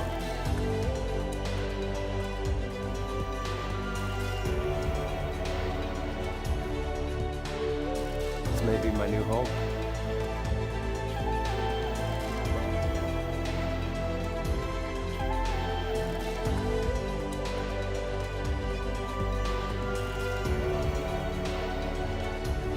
As soon as our child is old enough, she's going to be in their polo school.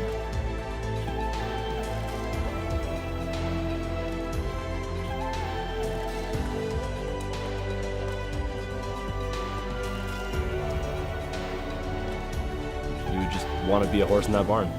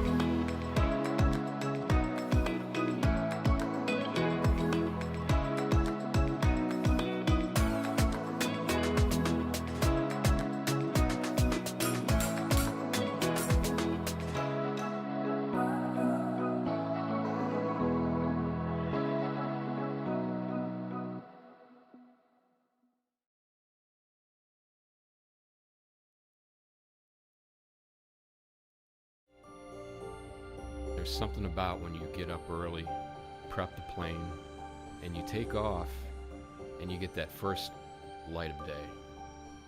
And the air is crystal smooth. You can see forever.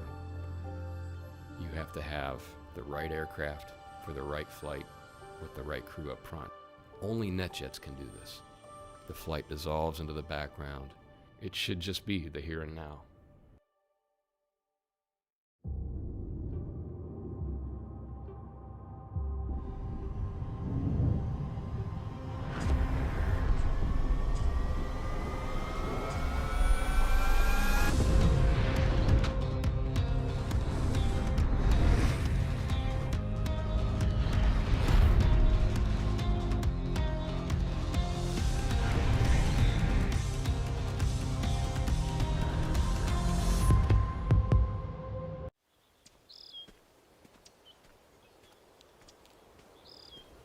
To be able to come here and play a course such as this, it's a great experience. Probably the best tee gift I've ever received, so, and that's no lie.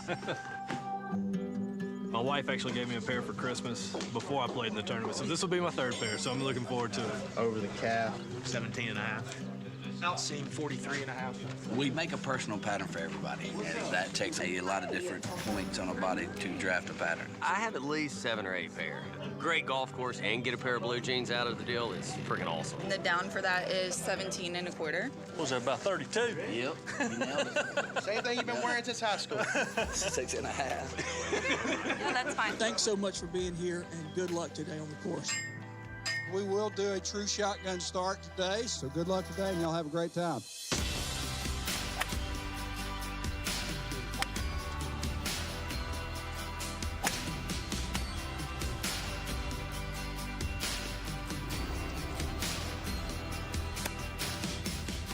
People aren't accustomed to getting a gift like custom pants at a golf tournament, but for clubs that do offer that to their members, it's been a success every time because it's so unique, it's so different, and it's an American-made product that's custom. You get measured for it, you get to design it and pick it. Who doesn't like that? Getting a pair of jeans from Blue Dots is a great gift, something unique, something that they normally wouldn't get that they really appreciate.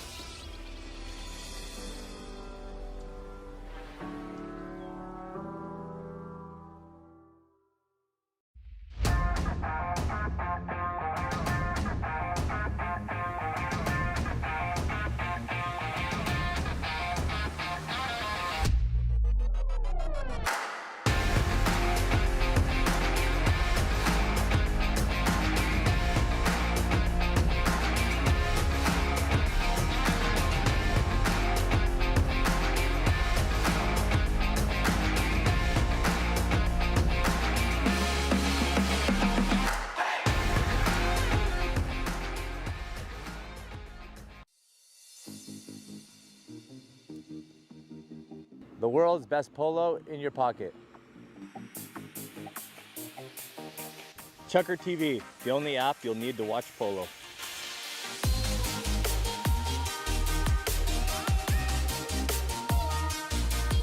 The world's best polo in your pocket.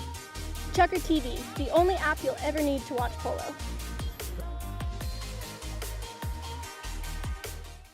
White Claw Hard Seltzer, a wave of refreshment.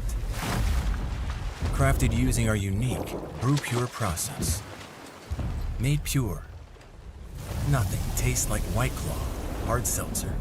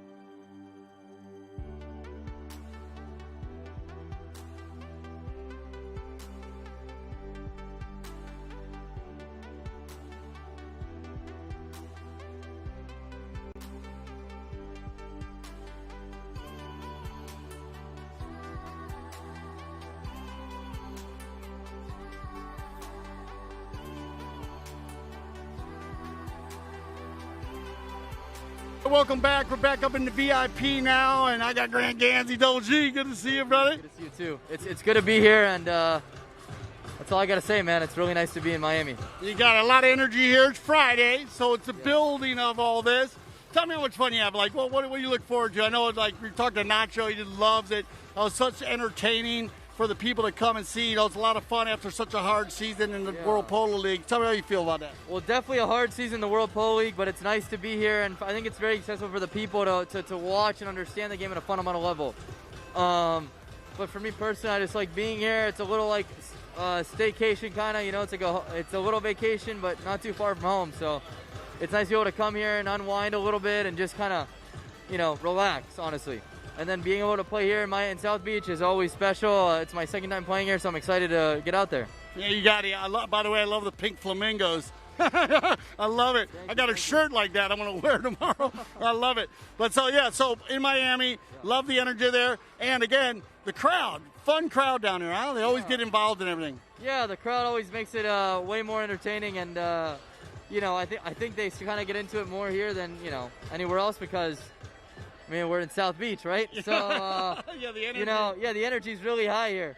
You know, I think it's a good contrast to the snow in Aspen, you know what I mean? So you have beach polo and snow polo, both are very high energy and high, both extremes, you know what I mean? So it's going to be great to get out there and see how the field's like. All right, or the sand, sorry. You got it, that's it. You got a different service, but yeah, you play with your boy Juancito, and you got Torito Ruiz sitting over there. Yeah. And Toro, that should be a fun matchup because you've won. When you won, how many times you've won this? I've only won it. I played it once and I won it once, okay. So it's pretty good, you know. But the reason I mentioned snow polo is because I have the same. I'm fortunate to be able to play the same team I played with this year in snow polo. Right. So we had a lot of fun. You know, we're three young guys, and you know, we just kind of play open. Yeah, you just run and gun. I'm gonna do this. Hang on a minute. Hold that, Grady. Let's show them it. This is the beach polo ball. Talk a little bit about it. Well, you can see it's really light. I'm able to, you know, hold it with couple fingers, right? Yep. So it's a hard ball actually, but it's really light, and it allows for us to get the ball to fly high in the air, which is, you know, because of how light it is. But also, it's a little bigger than an arena ball, so that's how it's better for the beach and it's snow, because sometimes the divots get a little deeper and bigger than maybe a typical arena. So that allows for the ball to not get stuck as much, and we're able to keep the game more open and more flowing with the bigger ball. You got it. Well done today. Well, Doji, you're going over against a Cobra today. And I got to ask you, because a lot of people ask, they always ask me about when the Gansey's play games. I go, you don't understand. That is like some of the most competitive games that they play against, because I know how competitive the family is. Well, I mean, if people didn't understand it, I think if you watched any of the games in 26, Richard Casablanca, I think all the games were decided by a goal or two, you know? So that's as close as it gets in polo for people that don't know. And yeah, it's always tough against my dad, and then we got to play against Nicky, which is never easy, especially in the snow or the beach. You got it, yeah. And you play a lot with him in the snow. Yeah, we had a lot of good runs in the snow and in the arena in the summer in Aspen. Excited to get out there. Yes, sir. But so it's going to be tough. I mean, Nicky and my dad have played together more than I played with Nick, so they know how to play with each other really well, and it's going to be really, really hard to play against them, but it'll be fun. It'll definitely be entertaining and worth watching for you guys up here in the VIP and back to you at home. You got it. So, Grant Gansey, we're going to see Grant more. It's only the first day, Grant. I really appreciate your time, and I'm going to be getting you after your game and also seeing you after your other games.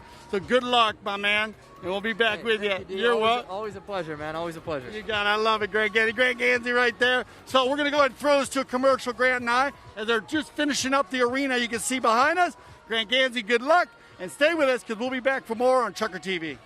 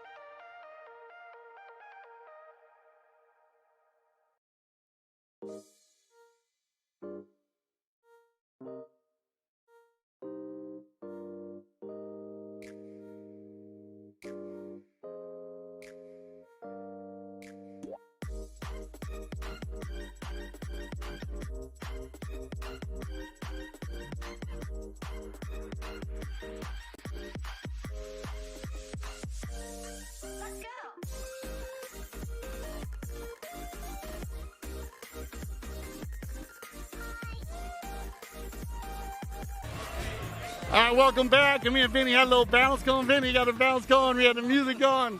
We're in the VIP. Miami Beach Polo. I know Miami Beach. I love you, dude. Great. You're so much fun. Well, you played with us in Aspen at our sister club, the Aspen Valley Polo Club. From Denver, now down here playing on the beach. I know you love beach polo. Tell me a little bit about what you've been doing while you're down here. Oh, just having fun, enjoying the sun. It's been awesome. Melissa Gansey puts a wonderful event on, and my team played really hard. Unfortunately, Melissa and Nacho and Alejandro Novillo Estrada got the best of us, but we put in a good fight, and at the end of the day, we're having fun, having a good time down in South Beach. You got a lot of fun on the beach. And so the energy, let me tell you about beach coming to Miami. Talk a little bit about that, because a lot of people who come here, this, like you said, this is a fun event. You have to do this to have fun. All you guys play competitive polo on the grass, and on the beach is always different. You use a different ball. We talked a little bit about that Grand Night on the big beach ball. But just tell me about the energy in Miami. I mean, it speaks for itself. It's pretty amazing. I mean, Miami's Miami. It's been an interesting year for everybody, and I think we're all just happy to be back in the Miami beach polo action, happy to be out and doing things, and the entire event staff here has put on an amazing protocol for safety and keeping everyone safe but yet having fun, and I think we're all just happy to be here, happy to party, and happy to play polo in South Beach. Yeah, you got it. We love the polo. Yeah. So let me tell you, what's your plan? What's your plan from here? I know you were talking to me a little bit about last night, and that's the thing about South Beach. We were hanging out last night. Yeah. But tell me a little about what you're going on from here, what you're doing. As far as the game goes, or as far as, yeah. So we lost this match, so I think we'll see who the loser of the next match is. I think we play them in the next bracket. Okay. But yeah, so, we had a very even match, good rotation on the field between Juan Bellini and Hector Casanola. Yeah, no, you guys went well. Hector played awesome for his first time. Oh, I mean, man, he did okay.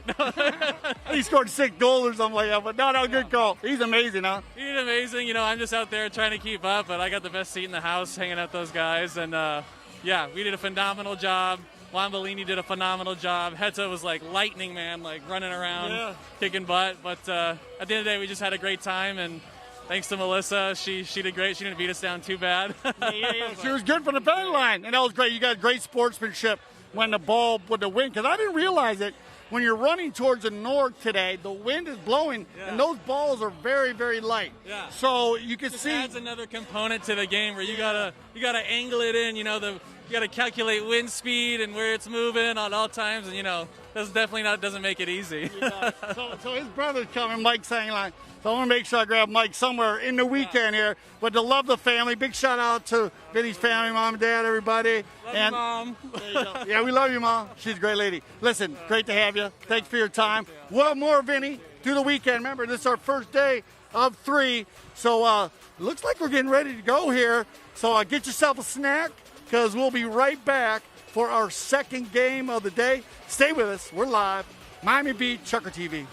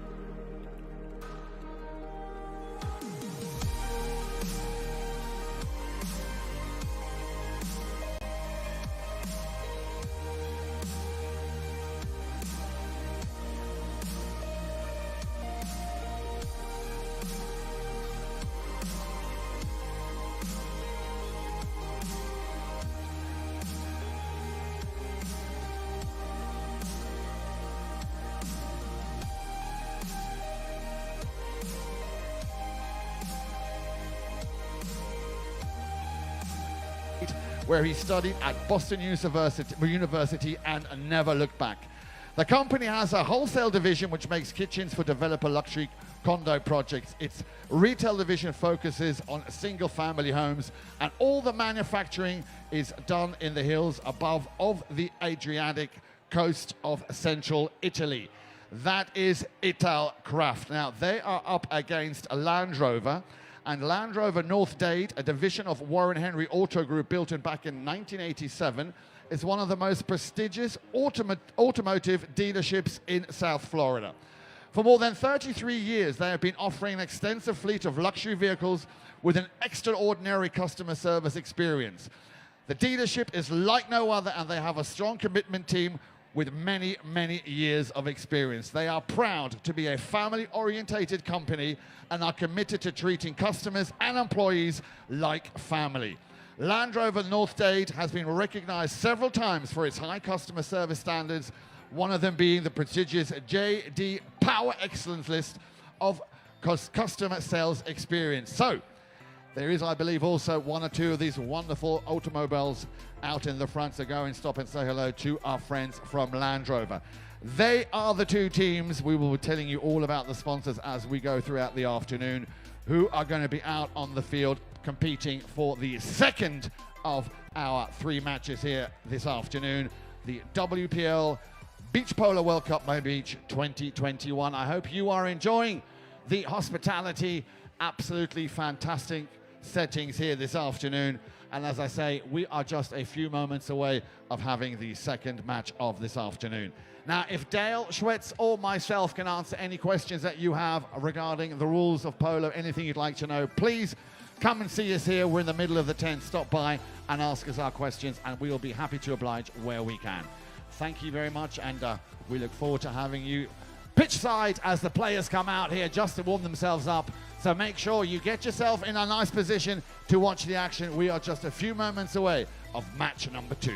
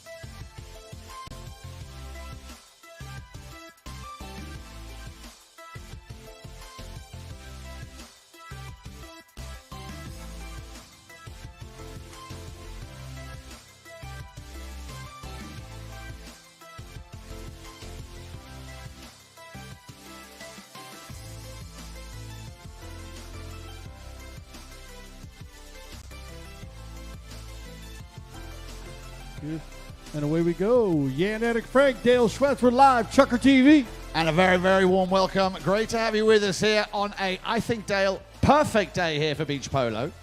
As the players out there warming themselves up, as I just said, we've got Italkraft and Land Rover. And Dale, you said to me earlier, I let the cat out of the bag. Tell me more about... I know, and I got to interview him before, actually. Poroto Cambiaso, yeah, I stole an interview from him. I had to. Of course you did. I had to do it. Bless I got him him before he got on the horse, but now we get to see him, witness him right here. It's going to be like, he's really very, very excited about playing beach polo, he said. First time ever on the sand. Exactly, but let's also welcome his father. Adolfo is in the house, ladies and gentlemen. Is Adolfo here? He's here. Hey, Adolfo, welcome. AC in the house. Great to have you with us. And as you said, Dale, first time for this young man to be playing on the surface of a beach. But you said it yourself, Dale, at the end, tender age of 15, his first US Open win last weekend, and the 9th for Adolfo. Yeah, huge, huge. The win with his father, man, that was so big. I was there, and it was a lot of fun to watch him. And also, well, Nicky Roldan, he's my man also. He was the youngest at 15, but Perotto tied him at 15 years old and got his first win along with Nicky. They're both first wins for both of them. Indeed. So if we can have the players lining up, please, lining up for the presentation. We need to present you first, gentlemen, if you wouldn't mind lining up. Thank you very much. And we have quite an international array of players here this afternoon playing the second match of the WPL Beach Polo World Cup 2021. So without any further ado, we're going to start from left to right, and everybody here, I'd like you to please put your hands together, give them a warm welcome as I call out their names. Now then, ladies and gentlemen, at number 1, playing for Italkraft, please give it up for the young man that is Porotto Cambiasso. At number 2, ladies and gentlemen, another crack, a superstar of 8 goals. Give it up for Juan Martin Zubia. And at number 3, the team captain, ladies and gentlemen, please a big round of applause for Govinda Quish. And now over to the team for Land Rover. And I did say it's an international affair. I'd like you to welcome all the way from Amsterdam, but coming via Argentina. He likes to be different. The captain, Philip de Groot. We already had one Castagnola. Now it is the turn for brother Barto Castagnola coming in at number 2, ladies and gentlemen. Again, with a big smile on his face. And now, ladies and gentlemen, hang on, Tito, hang on. Like to milk this one a little bit. Ladies and gentlemen, the next man I'm going to introduce to you, and I really would like the sand to vibrate here with an applause. This is the man who has made this event possible, ladies and gentlemen, with all the support of the city of Miami. Wonderful to be back here on Miami Beach. Give it up for Tito Gaudenzi. So, your umpire, exactly, umpire, once again, Mr. Mark Holmes, ready to call the players for a lineup. We're going to start with a throw-in from the center. And let's see how these boys fare out here this afternoon. You got it. So now we have a 16-goal team as the red is worth 16 goals today. And our dark jerseys there, Land Rover, they're 13 goals. So if you look at the score up there, it's 3-0. 3-0. So let's see how they come back here. The Italkraft's got to come back very strong, Jan. First bowling and ready to go. Here we go then. Good. Best of luck, gentlemen. And so nice to see that also the players all with a big smile on their face, clearly enjoying. And that is the first shot to goal coming there from the number 2, Juan Martin Zubia. Now he's got a lot of fans, does Tito. He's got a lot of very, very cute fans. That ball going over the back line, and that means it's going to be possession and a knock in here for Land Rover, taken by Barto Castagnola. Looking for Tito Gaudenzi, couldn't quite get to it. Little backhander there from Govinda. Philip de Groot looking for his first touch on the ball. It'll be Castagnola. Castagnola with a cut shot, sends it down the field. In comes the challenge from young Porotto as he tried to just find a little angle there. Not an easy shot to take by Barto Castagnola, playing for Land Rover. Yeah, there are 2 cousins out there today, Jan, with Barto and Porotto, the primos, going at it. Look at this ball. First one off the line, and that's the first one we've seen coast to coast. Just wide, no butter, no toast. Is that how it is? If it just, of course, makes sense. Makes sense. I thought you said that. The goal to get the butter on the toast. I got you. Here we go. Ball's back in play. And as you can see on the scoreboard, Dale, you did mention it. Land Rover coming in as a team handicap of 13. They get an advantage of 3 goals as Italkraft coming in on a team handicap of 16. That is broken down that every player, of course, has a handicap. Govinda Quish at 1, Juan Martin Zubia at 8 goals, and of course, Porotto Cambiasso at 7 goals. Oh, a little steal there. Looking for a way out of the danger zone. Castagnola Waits for the ball to come off the sideboard on the near side. It's turned around, nicely picked up by Juan Martin Zubia. Zubia will try and hit the target. But I think, Dale, they're still a little bit nervous, these two teams. Yeah, Italkraft, but they'll pepper in the goal down there on the far side. This could be the third knock-in for Casanova. Barto tries to get a piece of that one, stolen away by Juan Martin Zubia with the open back shot off the post. And we'll give it maybe it rolled in before Perotto got a piece of it. But there you go. That's going to get one, and now they clicking back here 3-1. After that first goal there by Zubia, and Perotto Cambiasso in perfect position. Absolutely, good team play here. They line back up on the center. You can see, look. Barto is playing cheeky little number here with his cousin. Yeah, you love it. They love it. Ball's back in play. Castagnola. Eventually, it'll be picked up here by Cambiasso. Barto steals it. Juan Mar will look. Juan Martin Zubia, Barto. Clearly not shy to go right into it again, taking on two players here from Italkraft. It's going to land at the feet of Gaudenzi. Tito Gaudenzi just got a piece of it when Cambiasso just stole it, but Tito, strong, solid player, will try and regain possession of that ball as it's picked up by Juan Martin Zubia. Zubia opens a shot to goal. What does the goal judge say? The umpire says it was a goal. Ladies and gentlemen, put your hands together. Cracking goal there from Juan Martin Zubia. Yeah, Zubia coming out alive here. And I believe it's Zubia's first time playing on the beach also. So a lot of newcomers here. Govina is digging his team right here. 3-2. It's going to be Barto. Castagnola in front of goal. Nicely saved by Juan Martin. Now it's going to be the big hitter, Tito Gaudenzi. What's he got up his sleeve? The ball's in a little bit of a divot. Perotto, look at that, what Perotto does. Elegance in motion there by Perotto Cambiasso. Yeah, you got to keep an eye on this kid right here. He is superb with the polo ball. Not just a beach polo ball, but with the little baseball-sized polo ball. So that'll tie it up here early in this first chucker. Back to the bone here. Land Rover looking for an attack. And it's going to be Barto Casanova. And Gavina pushing him on there, and Barto once again, Casanova. Castagnola onto the sideboard, using the sideboards as a fourth player here. Castagnola, we saw that Cambiasso was coming down the line, just wanted to hold back a little bit. The ball's over the back line, but you know what's so nice? All these players have got the biggest smile on their face. Have you noticed? Yeah, I love it. I love it. Even when they have their mallets in the air, they still have a smile on their face. Huge knock in here by Juan Martin. Now, what's he going to do? Is he going to go all the way? He's going to clear it. Ladies and gentlemen, keep an eye on that ball. That ball can come at you at a moment's notice. Once again, Cambiasso. Look at that ball control. Still Cambiasso did well to correct it. In comes the hammer there, the hook. And again, those two cousins having a whale of a time out there as it's left behind for Juanma.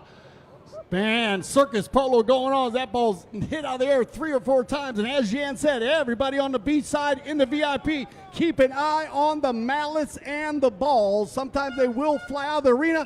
There you go. That'll end our first chucker play. Put your hands together, Miami. How you like this one? Italkraft against Land Rover. We're going to send them off for some new fresh-legged, 4-legged athletes, and we'll be back for our second chucker play. And always remember, we're live on Chucker TV.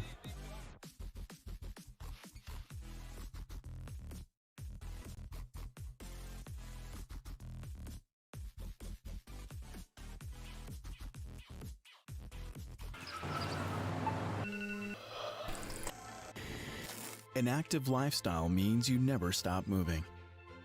That's why only Theragun devices are designed to release your body's deepest muscle tension, so you can do the things you love. Land that pose, hit that final rep, taste success, and do it all over again. You only have one body. Make it a TheraBody.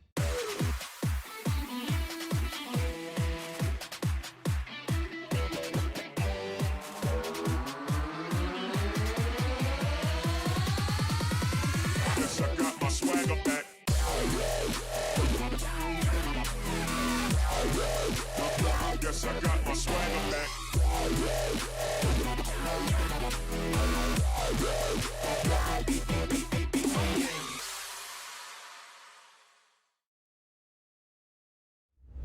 There we go, live.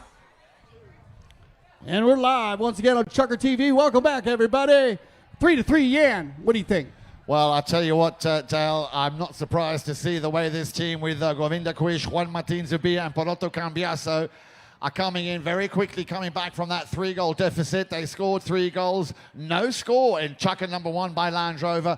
But, of course, it is the first Chucker, and you know what the players are like. They just need a moment or two to get their mojo going, and they come back here. But you know what, Dale? I've got to keep going back to the fact that I can't remember ever being at a tournament where all the players are permanently with a big smile on their face. You got a great energy on the field, and that comes from outside. Great energy from everybody outside. We appreciate all your positive energy. So get back, give it to the players. They want to hear you. The horses love it. They grab the energy from the VIP, from everybody on the far side. Looking in, welcome from the beach. We love seeing you, but remember, please be careful. Safety always first. When the horses are riding down the boards, please keep your eyes on the mallets and the balls, everybody.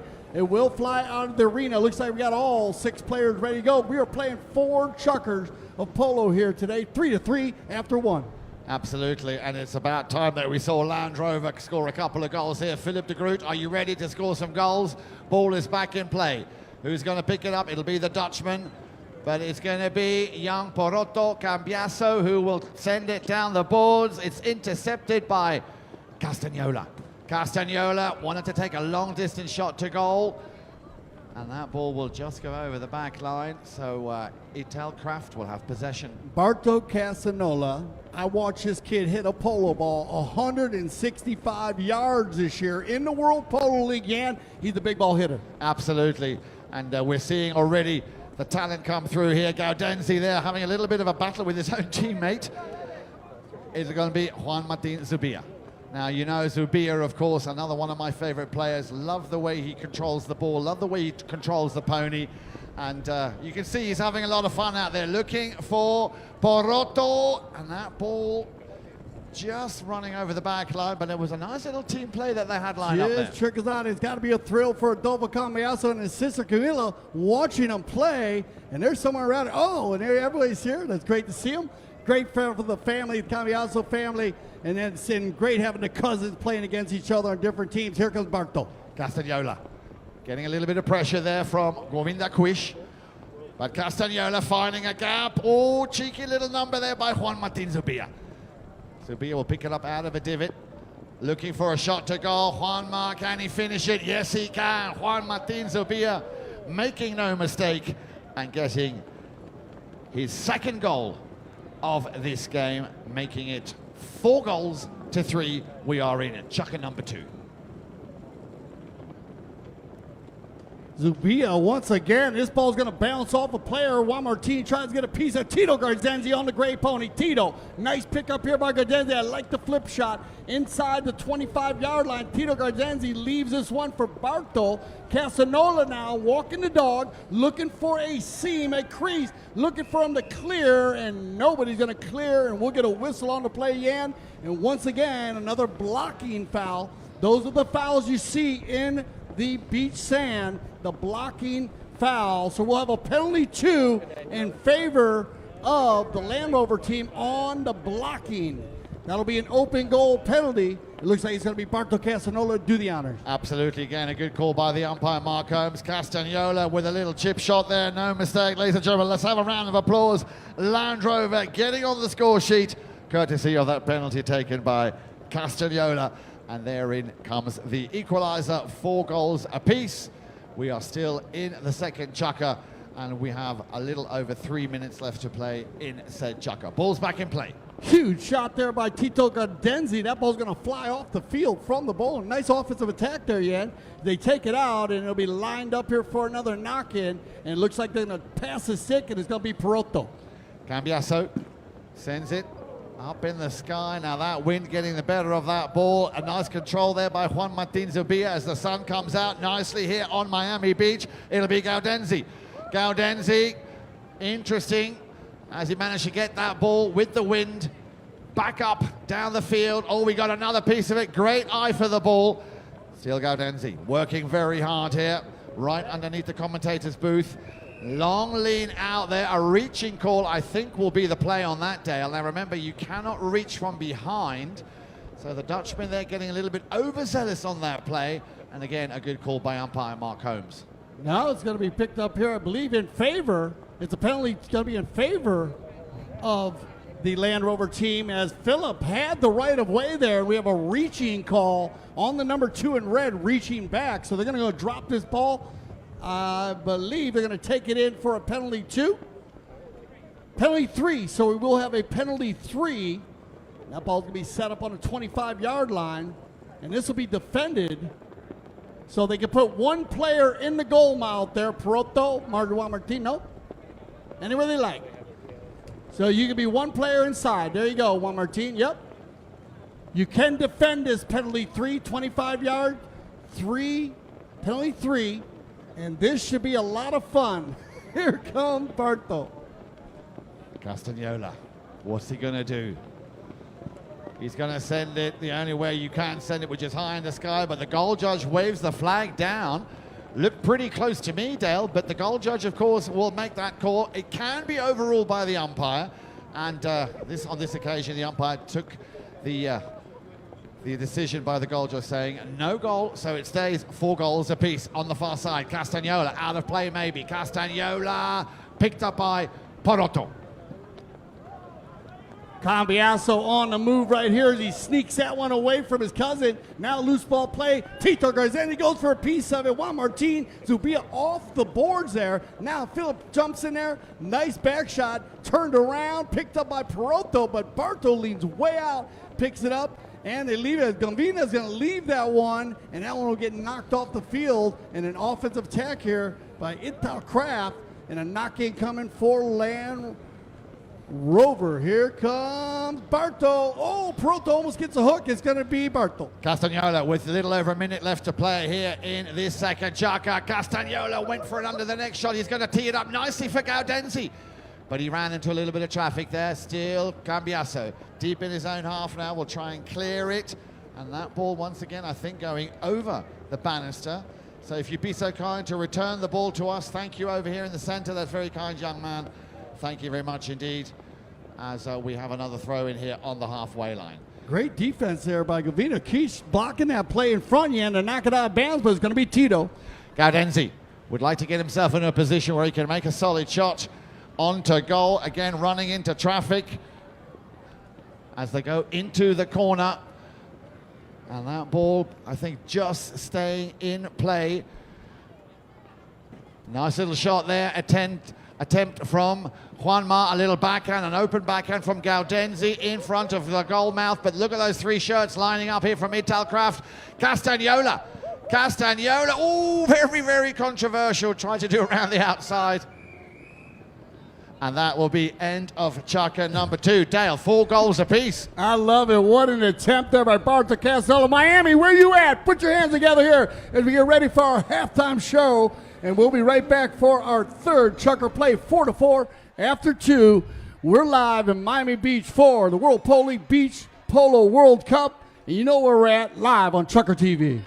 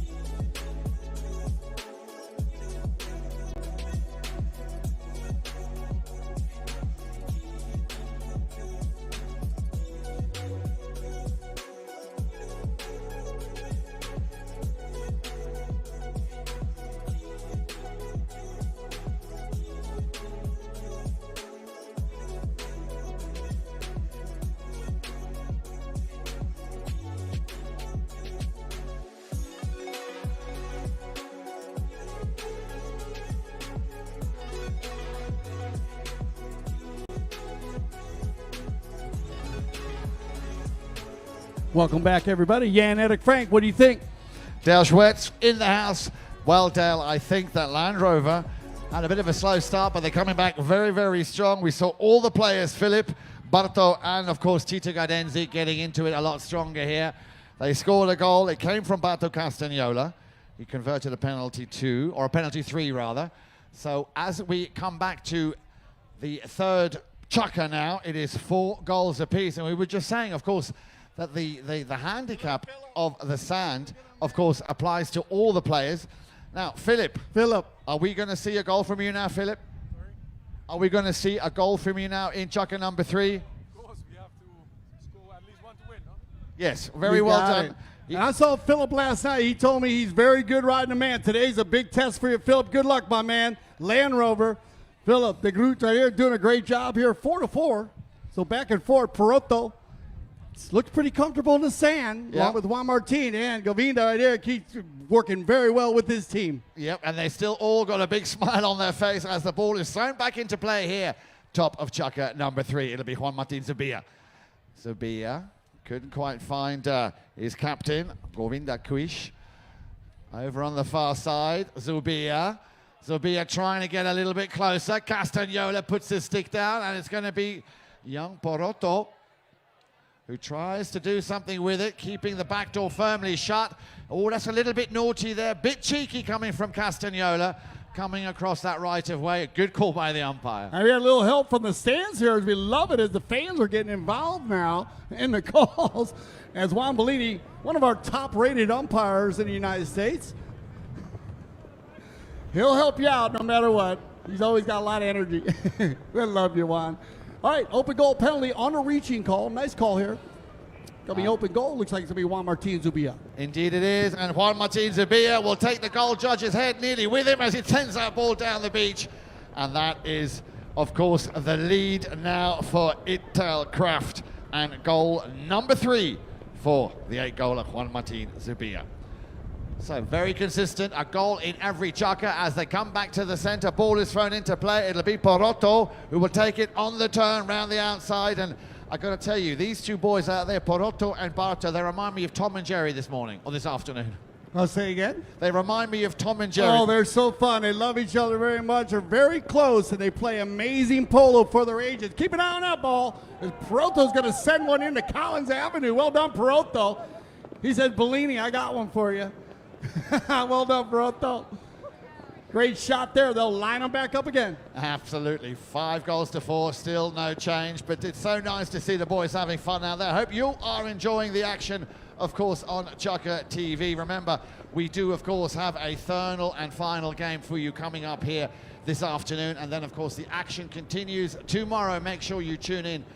Once again, 1 p.m. local time. Remember to add 5 hours for the UK, 6 hours for Europe to tune in, as we have, which is a very nice and rare thing to say, Dale, very few whistles. No, very clean polo. As I said, I got the interview Nacho Figueres after the first game, and he talked a lot about how much fun it was, just entertaining for the fans and the people. And that's what this is geared for, this polo, this beach polo, as all these players have been playing competitive polo up in the World Polo League up in Wellington, Florida. And so it's very competitive polo up there. Great place to come and wind down from the season. I'm glad to see everybody having fun. Absolutely. And I was talking to some of the polo players. They're actually looking forward to getting off the pony and into that. Look at that ocean, Dale. Look at that ocean. Unbelievable. The backdrops here in Miami Beach are superb. And it's going to be picked up here. Govina's going to get a piece of that one.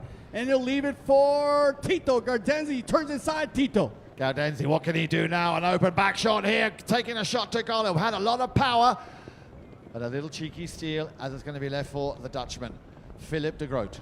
Philip de Groot, that ball's up in the air again. The tallest man out on the saddle there, Tito Gaudenzi, but it's going to be Porotto. He just spanks that one down the field. Gaudenzi wanting to get a piece of it. Juan Martin Zubia leaning out far, a long stretch here, but it's only as far as Castagnola. Castagnola, he knows he's got Porotto down behind him. Castagnola will turn. We'll have a little look up. Who can he play it to? Maybe Tito now. There's the pass out into no man's land. As Juan Martin Zubia will pick this one up again. Zubia in the muscle, and the scrum. Juan Martin, how he gets out of there with this one. Slows it down, shot on goal. Great D there by Castañola. Barto, round and round we go. Juan Martin will turn it back to the inside. Proto, runs it in. Tito Gaudenzi on the fly, but stolen away again by Juan Martin. Nice little chip shot. Only a little over 2 minutes left to play in the penultimate chukker as Castañola once again finds himself in a little bit of a tricky situation. Castañola doing well, leaving Porotto and Govinda Quinch behind. Gets the ball up to the halfway line. Up at the front door, waiting is the captain, Philippe de Groot. Philippe just clears the way there, allowing Castañola to find a little passage. You might want to walk that in on the back line. Gaudenzi standing very firm in defense. Again, Castañola having to work very hard. Cambiasso will pick this one up. Porotto now. Philippe de Groot coming across, and the umpire, well, it was a slow whistle, but I heard it coming. I heard it coming. Yeah, I know, Philippe, you tried, my man. But falling across the right-of-way, and Porotto knew what was going on there, and he's going to get a penalty out of this one. Is on the right-of-way there. It's called a crossing foul in the game of polo. Philippe, great energy, trying to get in there. Not an easy guy to cover, number one in the red. But this could be a center hit, and here comes Zubia. A minute and a half left to play. Zubia sends this one all the way to Key West. That ball's gone. I think so. That's been the farthest ball we've seen today. That ball's all the way out of Collins Avenue. And they'll drop this one for another knock-in. It's going to be Barto. Castañola, once again.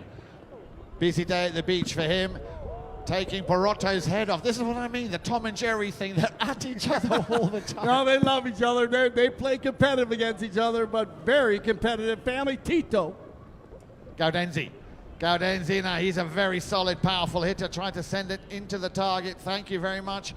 The young lady or the young gentleman over on the far side, if you'd like to return that ball, that's much appreciated. Thank you very much. Come on over here, Gavina.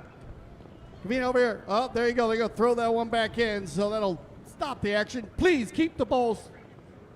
45 seconds left. Please keep the balls outside of the arena if they do come out. Please, you don't need to throw them back in, as we will bowl the ball back in from the center. Face off in hockey, bowl in polo. Thank you, Tito. As Tito will take that one off the field, and we want to thank you for throwing that ball back in, but throw them down at the ends of the field. Here we go, 45 seconds, Jan. Left to play in the third chukker. Ball's back in play. Castañola trying to find a little gap. It'll be left for Juan Martin Zubia. Zubia, who can turn on it first. Again, Zubia coming very close to the commentator's box. He sends that one again. They've all got it with the roof today. No, but it comes back down. Alejandro Navija Estrada, he sent that trend by sending the ball up on the roof. Of course, we nearly got knocked off with that, remember that polo medal that came flying out of nowhere like a tomahawk? You got it. That ball's going to go off the field. We might get one more knock-in. It looks like Barto. Oh, and he's got Philippe on the far side. Philip's going to get over that first ball with the back shot, looking for Tito, picked up by Juan Martin. Zubia, and that is end of chukker number 3. Really not much in it. Ladies and gentlemen, beautiful people of Miami, give them a round of applause as they leave the field. 5 goals to 4 in favor of Italkraft. We'll give the players a few minutes just to get on some fresh legs, and then we'll be right back here with chukker number 4.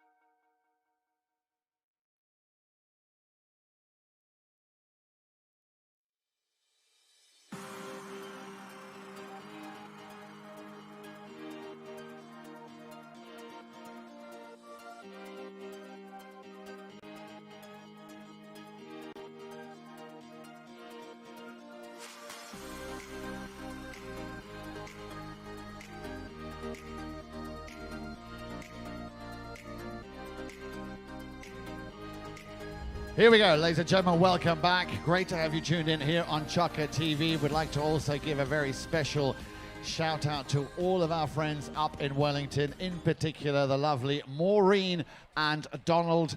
And as we said, Dale, anybody who would like to drop a note into the chat box, please come back and give us a question.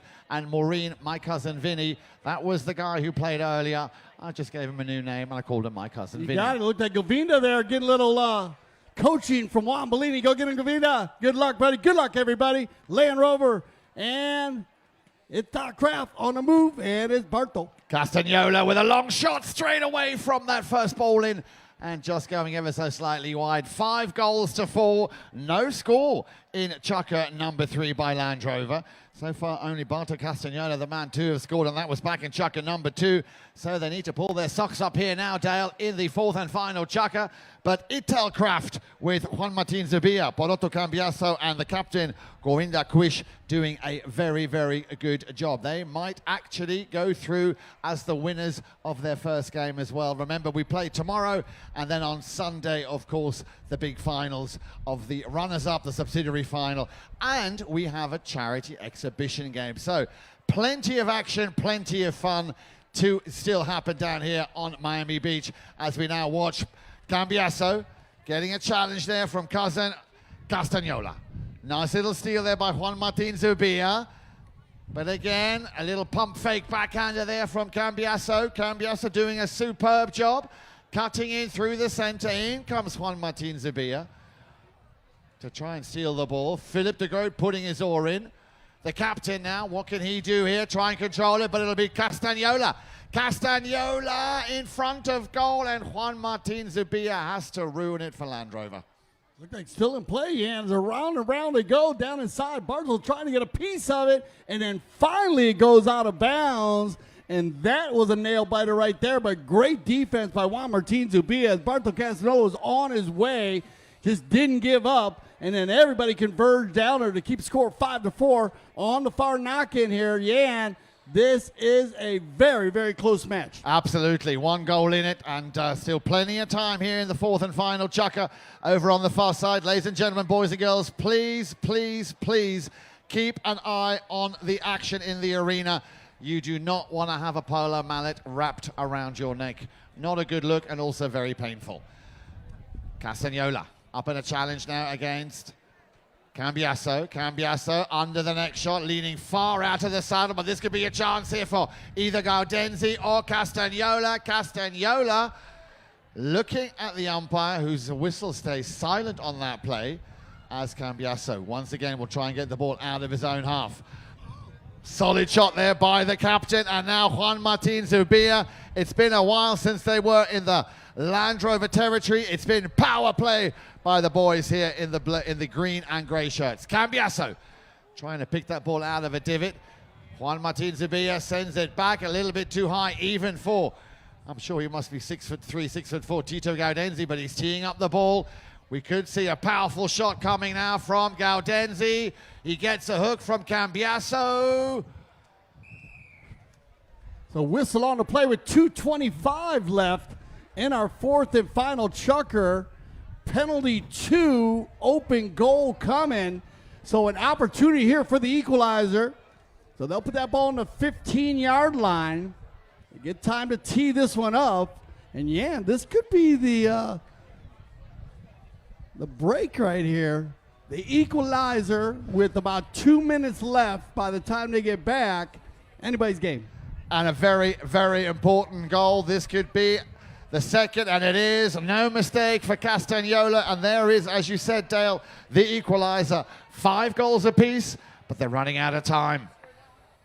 Yeah, Barto Castagnola finally getting on the line there as he was busting to try to get inside. Back to the center of the goal. This is going to be a huge bowl in here. It bounces off of Govina, and then it picked up Tito Gaudenzi. Gaudenzi working it back. Stolen away by Juan Martin. Taken out of there quickly by Barto. No whistle on the play. Non-call. Barto Castagnola works it out to the left side. Little bit of a chip shot. Gavina's going to be there. Huge back shot. Defensive save there. Perotto. Now Juan Martin. You could throw a blanket over all 6 players right down in front, trying to get this one in. Juan Martin Zubia still in front.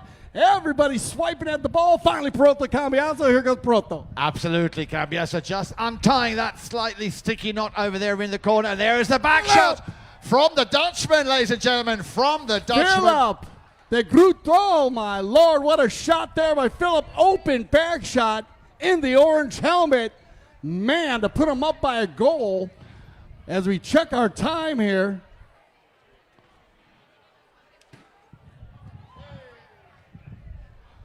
Well, they're running out of time, but what a cracking goal. Well done, Philip de Groot. Just when it mattered the most. Gentlemen, you have a minute left to play. 1 minute left to play. A minute. 1 minute, guys. 1 minuto. Uno minuto. 1 minute, my brothers. Here we go. It's all down to this. They're going to line them up here. Oh, Zubia on the move. Juan Martin's going to bust out of there. Now down inside. Goes for the near side next shot. Backed up by Philip. Overridden Proto. Cambiaso. Can he put the finishing touch? Cambiaso. We call that a Remington, a very close shave. You said it. So close as that ball, and around they go. Barto, and here it comes. That one's going to bounce off the wall here, and it'll be Proto. Again, Cambiaso going back, playing a solid number 4 now. Parotto with a cheeky grin in his face here. A bit of a slow whistle, but it came eventually. And a little bit of a late whistle, but that's what we use in the game of polo, just to see if a player does clear out. So we'll see where they go with this one. A 25-yard line, so 25 is a 2 or 3. And they're playing against the wind. A penalty 3, so the Land Rover team can defend this on the 25-yard line for the equalizer, and you may defend. So, Yan, what a way to end our second match. World Polo League Beach Polo World Cup. It's going to come down to one penalty shot here as the Italkraft team has the opportunity to tie this game up. All players must be back on the line, and they'll get an opportunity here at a 25-yard shot. They can be in the goal mouth. So what do you think? Well, you know me, Dale. You don't want to have the commentator's curse.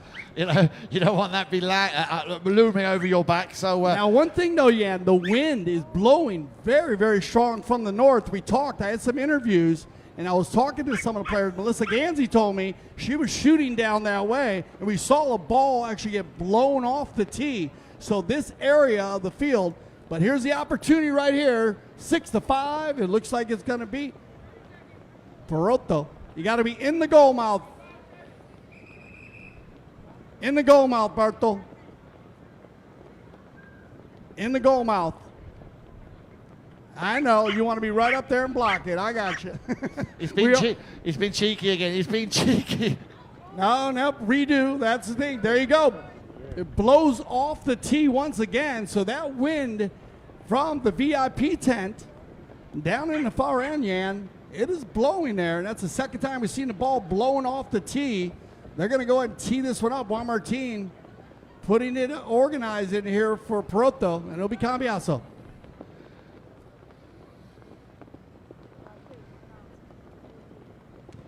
Cambiaso just putting it off to the wide. left, but he went for a little gap there, almost got it in. So they'll knock this ball in. It looks like to be Barto Casanolo with Tito Gaudenzi. Barto. And the clock is ticking. And that'll stop the clock, or no? It keeps going. I wonder who that was meant for. Line Who was it up. supposed to? They'll line it up once again. And here we go. Ball back in play. Cambiaso. Under the belly there of Philip de Groot. Cambiaso sends it out to the left-hand side. The clock is ticking away. It's ticking down the last few seconds. There it is. So what a comeback, ladies and gentlemen. People of Miami, please put your hands together. Land Rover nicking it right at the very end there. A goal coming from Philip de Groot. So far, one of the best goals of the afternoon. Final score then, 6-5. And we will, of course, give the players a chance to get off their ponies, shake hands. Once again, lovely people of Miami, give them a round of applause. Philip de Groot here, Balta Castagnola, Tito Gaudenzi, and for Italkraft, Captain Govinda Quish, Juan Martin Zubia, Parotto Cambiaso. We will give you back to the DJ, Mr. DJ Troubles.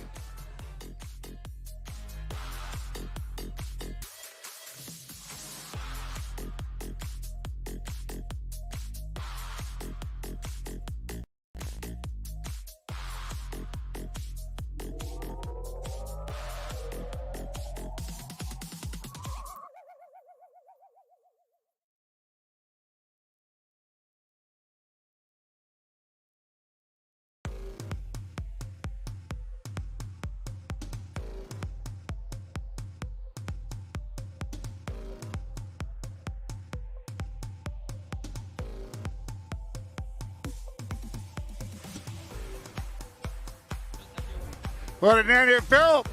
Come on, my man. Come here. Well done. What a job, dude. I mean, what a great game. Anyways, back and forth, but what a goal. Well, it was a bit of a scrimmage, and I took my chance to have an open back, so the wind did the rest. Yeah, no, you had the wind blowing in here, and you don't feel it as much. But tell me a little bit about it, because we're talking about it up in the VIP. You don't feel as much up there, but tell me how it is on the field with that wind. No, the wind is okay, but the ball is quite light, so well, it's difficult to give it the right direction. So, well, it's the wind plays for sure. You got it. Hey, I want to tell you, a great shot, man. You hit an open back shot, like you said. He had the wind, kind of blew it in there. How'd you feel about playing with the Land Rover team? No, it's fantastic. I know Tito for a long time, and since like 12 years. First time in the snow we played together, and now with Barto, it's a fun team. It's nice. Very cool, very cool. Good to see you, Phil, but good luck with the rest of the tournament, man. Thanks a lot. You're welcome, my brother. Good to see you. Good to see you. We're going to get Tito up here. Gaudenzi, you got to take it, get his out. You know, a great game, my man. Really, everybody that was a great game on our team. Perotto, I know it's tough going into that win, guys. Barto, congratulations. Yeah. What a game, guys. That was a great match to watch. It was a lot of fun to watch up there. We'll get Tito out here. We'll get an interview with him. They're going to go ahead and set the arena up one more time. Watch yourself, guys, as they come here and behind. Oh, she was giving you love, man. She was giving you love. Who are you? What's your name? Isabel. Hi, Isabel. Look up here, Isabel. Say, I love Tito Gaudenzi. Hello. Hello. Hey, congratulations. Do you like polo? Yeah. Very good. I heard you up there cheering for Tito. Yeah. Very cool. Nice to meet you as well. Nice to meet you too. All right, there's them right there. Eddie. Okay. Bye, guys. Congratulations. And I told them they were all yelling and screaming. Watch yourself behind, they're coming. And Tito, what a game. This was a match, man. It went back and forth. I mean, it was crazy because we started with the advantage of 3 goals, yeah. Thinking like, you know what, that's going to help us. But playing against Subia and Perotto, 3 minutes with 3 goals up, it's 3-3. So we had to adapt a little bit, and obviously Philip and I worked a lot for Barto to play his game, and we had to mark the man and do a lot of the dirty work. But you know what? That's what it's all about, right? You got a very good point, Ezzy. Yeah, you had the 3 goals, and they came back so strong. And I enjoyed watching the whole game. Like I said, new players to the beach. We always talk about that. Tell us what it is, because you do the event. How much the entertainment value of it? It's just a lot of fun, Tito. Tell me what you go through when you're doing all this. No, I mean, it's hard work, and Melissa and I work on this all year to do this, and the fact that we were able to bring it back after the year that we all had everywhere, and seeing events come back, and I think that's a testament to our organization and everyone that works here, including all you guys who help show this to the world. And I think that's it's what we need right now. We need positive forward thinking in everything in life, and it's good to see people come together, obviously in a safe way, and be outside and be on the beach with the Atlantic backdrop. I mean, I think life could be worse. Yeah, no, it's a great job. I tell you, Gary, you guys did a great job, Tito. And again, tickets are still on sale. Thank you, Tito. Oh, Saturday sold out. So Tito, good, congratulations. Saturday sold out. Grina, we got to talk to you, man. This guy played his heart out today. Italkraft. Hey, congratulations, man. We just met for the first time. I got to tell you, just tell me a little about the energy there, because down by 3 goals, and then you guys came back so strong. They did a great job. It was a lot of fun. Yep. Yeah. So energy-wise, because I saw you play with 2 of the fastest players, believe it or not, in the world on the grass. But you were in the mix there. You had your event. I can see the adrenaline flowing. The adrenaline's flowing. It's a lot to keep up with, though. They're great players. Yeah. Well, I thought you played a great game, my man. I'm sorry the loss. You guys had what a great comeback. It was a lot of fun. What a great comeback. We're going to see more of you. Great. Thank you very much. Got a big weekend. Give me up right here. We'll see him all through the weekend. Thanks a lot, my man. I really appreciate it. You're welcome. All right. There you go. So the boys here, we got Perotto and Perotto. How did it feel? First time we talked about it. Did you enjoy it? Yes, very fun. Yeah, a lot of fun. Huh? You were into it. How was it playing against your cousin, though? You guys look like you're smiling and laughing out there, having a great time. Yeah, it was very fun, but difficult. Yeah, difficult. Yeah, I understand. Digging in and out. Congratulations, Barto. Congratulations. Ben jugado, mi hermano. Thank you, my friend. Yeah. How was it playing with the cousin? My brother. That's my brother. Now you're getting my interview now. ¿Cómo estás de caballos? Muy bien los caballos. Muy bien. And then pelota. ¿Qué pasó de pelota? Very difficult. Yeah, very difficult. But well done. You look like you got into it. You got it. Congratulations again. Well, Martin, you're feeling better. Hey, well done, man. No, you play well on is this the first time you played in I already played 2 years ago. Oh, okay, so you played here. Gladiator in Wellington. Oh, okay. All right. So you played. Oh, yeah. All right. There you go. You played it. Yeah. So fun playing with the team, though. Yeah, really fun. You got it. And how you feeling? You going good after your? Yeah, I'm perfect. Because one more team played at the World Polo League. Yeah. Thank you. And you had pancreatitis, right? Thank you. So you're doing well. Good to see it. Gosh, it's there. All the boys. Thanks a lot, guys. Toro, you're getting up next. Good luck. Torito Ruiz right there. Guys, thanks again. Proto, it's good to see you guys. Barto, thank you guys. Philip, well done. Really appreciate it, guys. So a lot of energy there, the boys. A lot of new guys to the beach, which is kind of cool to see the new players come in to play. And like you said, man, this is a lot of fun. You know, it's all about having the fun, entertaining the crowds, and just making it a great experience for people to see polo up close and personal. And if you want to get involved in this, of course, remember Grand Champions Polo Club up in Wellington, Florida, and in our sister club, the Aspen Valley Polo Club. And remember the Polo on Demand program. Melissa Gansey, she's the brainchild behind it. But Juan Bellini and her, they run that program. You get in touch with them, and they'll set you up with any kind of polo experience that you would like. Doesn't matter what you want to do. If you want to just come ride, stick and ball, fine. You want to play in the World Polo League, playing 26-hole polo, the highest level in America outside of Argentina, or come and play beach polo and having some fun. Listen, we're going to go to a little break, and we'll be back. We're going to go kind of run through the VIP a little bit, check out some of the vendors that are going on there, so stay with us. We'll be right back.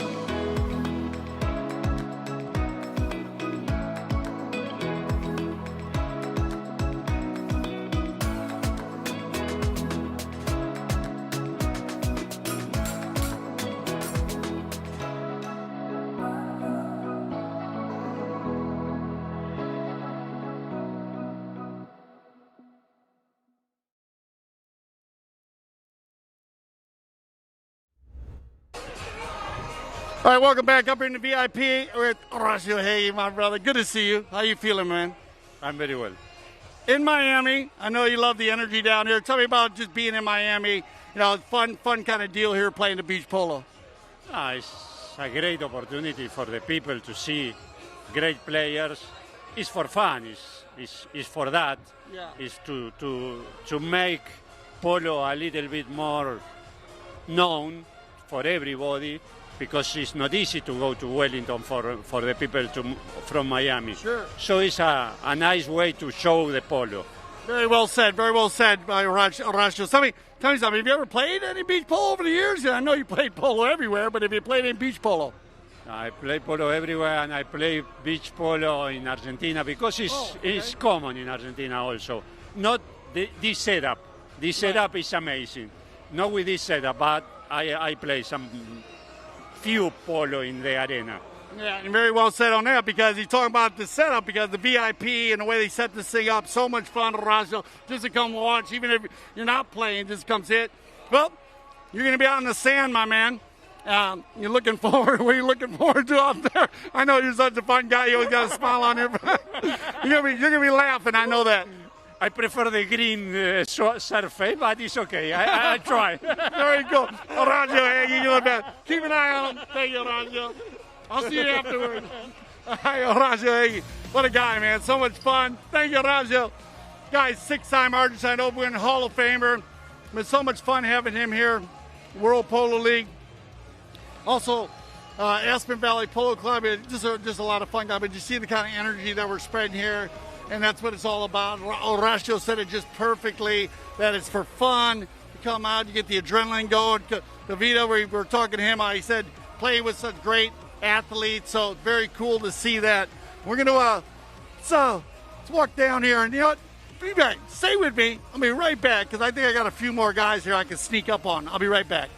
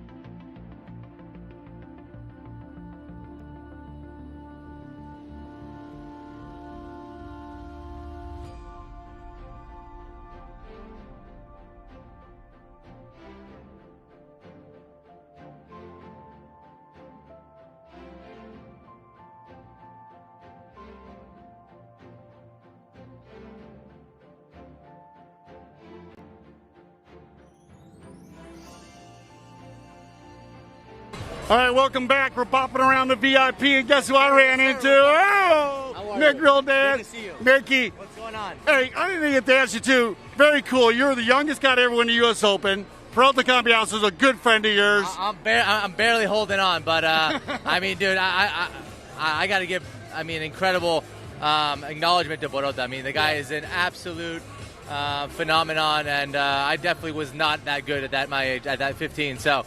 That's a pretty cool experience for him, man. So, yeah, very cool. Yeah, different. You guys are different. Nah, no, you're younger. Well, no, you're about the same age, right? I was maybe a month younger, so I have no idea. But anyways, he's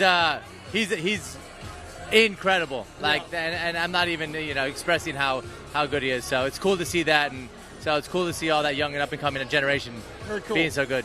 Well, you've been the king out here in snow polo and on the beach. I got to call you.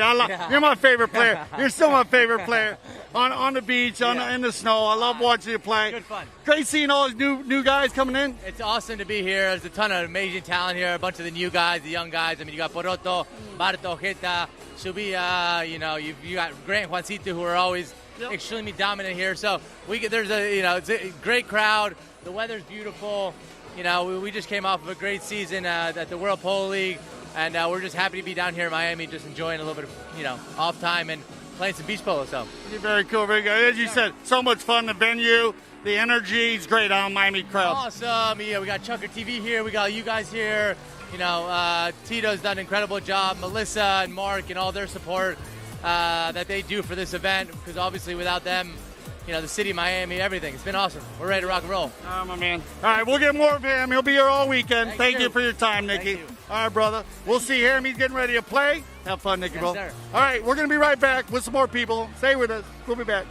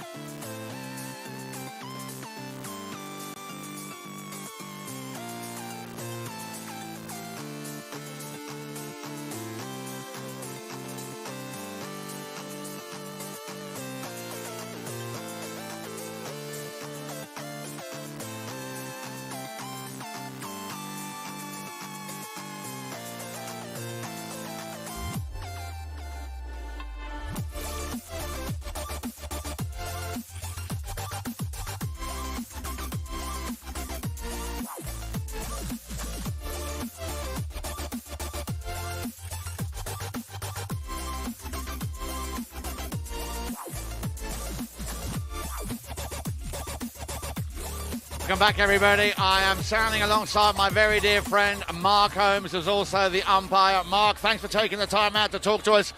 I'm sure that for you, like for me, this is what, your third or your fourth year coming to Miami? It's my third year here, yeah. Okay, and obviously every year, I'm sure like me as well, we're looking forward to it. Anything in particular that you've looked forward to this year?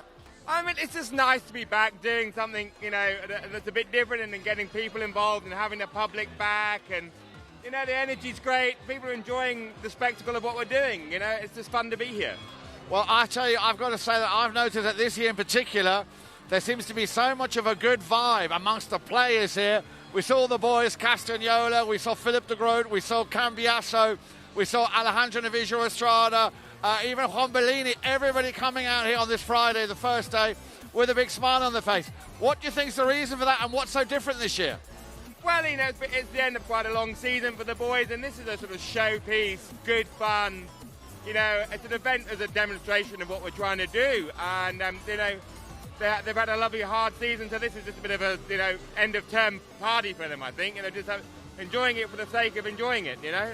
No, I couldn't agree with you more. Now, just before we finish off, because I can see we've got Juancito Bellini standing in the wings. They're coming to join us. What a big compliment, I'm sure, from both of us we should make to our very good friend Tito Gaudenzi. Once again, he's raised the bar. It's an absolutely fantastic venue. The setup, absolutely amazing. Super, super, super. Anything you'd like to say to our friend Tito? Well, you know, we've been working with Tito for a long time, you know, and I don't know how he does it, but every year he raises the bar just a little bit, and, you know, you think you know what he's going to throw at you, and, you know, this marquee, this VIP setup is, you know, second to none, you know, and after a pandemic when everybody's been, you know, difficult to go anywhere, to have an event like this many people with the space he's created to keep it as COVID compliant as, you know, as it is, it's outstanding. You know, it never surprises me. Absolutely. So from both of us, Tito, great job. Thank you very much. Thank you, Mark. I'm going to ask this young man, Juancito, to come right on in. Juancito, good to see you, my friend. Now, you are about to play, obviously, in the third and final match of the day. I know you've got your best mate, Grant, with you, but who else is in your team? And tell us who you're up against. So I'm playing with Grant and Torito Ruiz, and we're playing against Mark, Nick, and Horacito A. And, of course, there's going to be a little bit of that family, you know, father-son thing going on there. But you and Grant, of course, you play so well together. We were just talking about the WPL season, a very, very long season.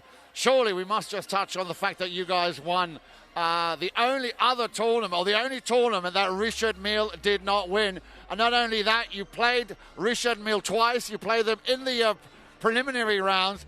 And then, of course, it was the final again. Was there a lot of pressure there on that day, or were you quite confident, having beaten them once, you would do it again? Wow, that's obviously when you play against a team like that, you can't be overconfident. So I wouldn't say we came in the field thinking we were going to win, you know, just like that. But we did know that it was possible because we had done it. And one thing that we were set on doing is to continue the system that we had going on and the one we used against them previously. So I don't know if we came with the intention to win, and we came with the intention to play like we were playing. You know, we were just focused on that. We didn't really focus on the outcome, and I think that's what let us win.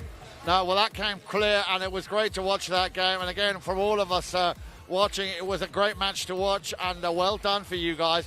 Tell me, where are you off to now after the beach polo? You know what? I'm going to stay here for a while. This place is great. There's good music. There's good atmosphere. And so I'm going to stay here for a while. You know, probably go to the beach. I don't know. Whatever happens. Good call, good call. Juancito, good luck with your next game coming up, of course. We've got a game coming up. Juancito will be on the field just a few moments. But now we have another special man, a very special man, a man who is normally also behind the microphone, Tukan. Good to see you, Tukan, and thank you for taking the time to talk to us. Is this your first time to the beach, or have you been here before? Yes, that's my first time here in Miami. It's amazing. It's a huge event, so I'm very happy to be here. And all the people say, look, wait to see tomorrow. I don't know why, because maybe in the weekend we have more people, but it's amazing. And what do you think of the boys so far, the way they've played? No, they play very well. We are one of the best players in the world, so it's a pleasure to see him. No, very well, excellent. Good, and of course you're going to be down here for the entire weekend, I hope? Yes, I will stay here all the weekend in Miami, so I don't know, I'm enjoying this part of the day, and it's awesome. Well, Tukan, thank you again for taking the time to us. Now, you've seen, of course, the first two matches. We've got another big match coming up. Do you have an idea who might go through and who we might see on Sunday's final? Yeah, it's very complicated. I think the Barto maybe, the Barto team, and why not Melissa? Melissa with Alejandro and Nacho. I bet. Yeah, no, you're right. It's really anybody's game. But what I've got to tell you, what I've noticed already in the first two games, that all the players have come out and they've all had big smiles on their faces. So it seems to be a really, really beachy, hang loose, cool vibe going on. Yes. I didn't see all the teams, no. So that is I have to wait the last match, but it doesn't matter too much, no. The result. This is it's a show, no. It's polo in the beach. It's a show like the polo, snow polo. But this is amazing. This part of because I used to work a lot in this part of the field, no. And I saw a big organization here, no? No, absolutely. We're just talking about that once again. Tito Gaudenzi, the man who's put this all together. Tukan, thank you very much. Enjoy the next game, and we'll see you back here tomorrow, of course, 1 o'clock, 2:30 and 4 for day 2 of the WPL. Thank you very much. Thank you. Now then, I've got a man right here. I don't normally interview him, but Dale, tell me. I don't think we've ever done that. No, we haven't. Good to see you, Dale. Looking very, very fine. Nice to see you. What a day we've been having. I was just going to say, Dale, your first impressions of after the first two games. Oh, man, the energy alone, and one of the biggest things is the smile on everybody's faces, because, you know, sometimes they can get a lot of energy in these games, even though it's for a lot of fun. But it's great to see the energy like that, like a guy like this. That's what we're talking about, having fun like this.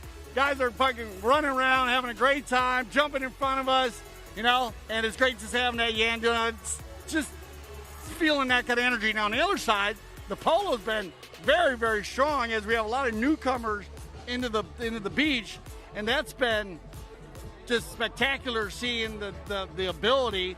And, you know, I always love playing with we use the purple ball for the polo schools in Aspen, Colorado, and one of the reasons why we do that is because of how easy it is to hit. So it's good energy. Check us out. Take a little shoot over there. Check us out. A good group here. Good group. They're a good group for you right there. You got Adolfo Cambiaso. You got Melly, Juan Bellini over there. Yeah, they're a great shot there. Love it. With the purple beach polo ball. Great shot there. Awesome. Yeah. Adolfo coming off his U.S. Open win with Perotto. And so very, very cool seeing him here. So a lot of people in the stands. There's a lot of energy going on. And remember, this is Friday. We got Saturday and Sunday coming on. Juan Bellini. Man, I can't wait till Friday. Saturday and Sunday is going to be fun. So listen, we got to go right now. We're dancing. We're getting ready for the next game now. So make sure you stay with us for our third and final game of the day one. What do you got to say? I'm so excited. It's going to be very fun and two competitive teams. So we can expect a lot of discussion also on the field. You got it. The World Juan Bellini again. We're going to be here all weekend long. So make sure you stay with us for our third and final game. But right now, we're going to take a little break until then. Remember, we're live. It's Chucker TV.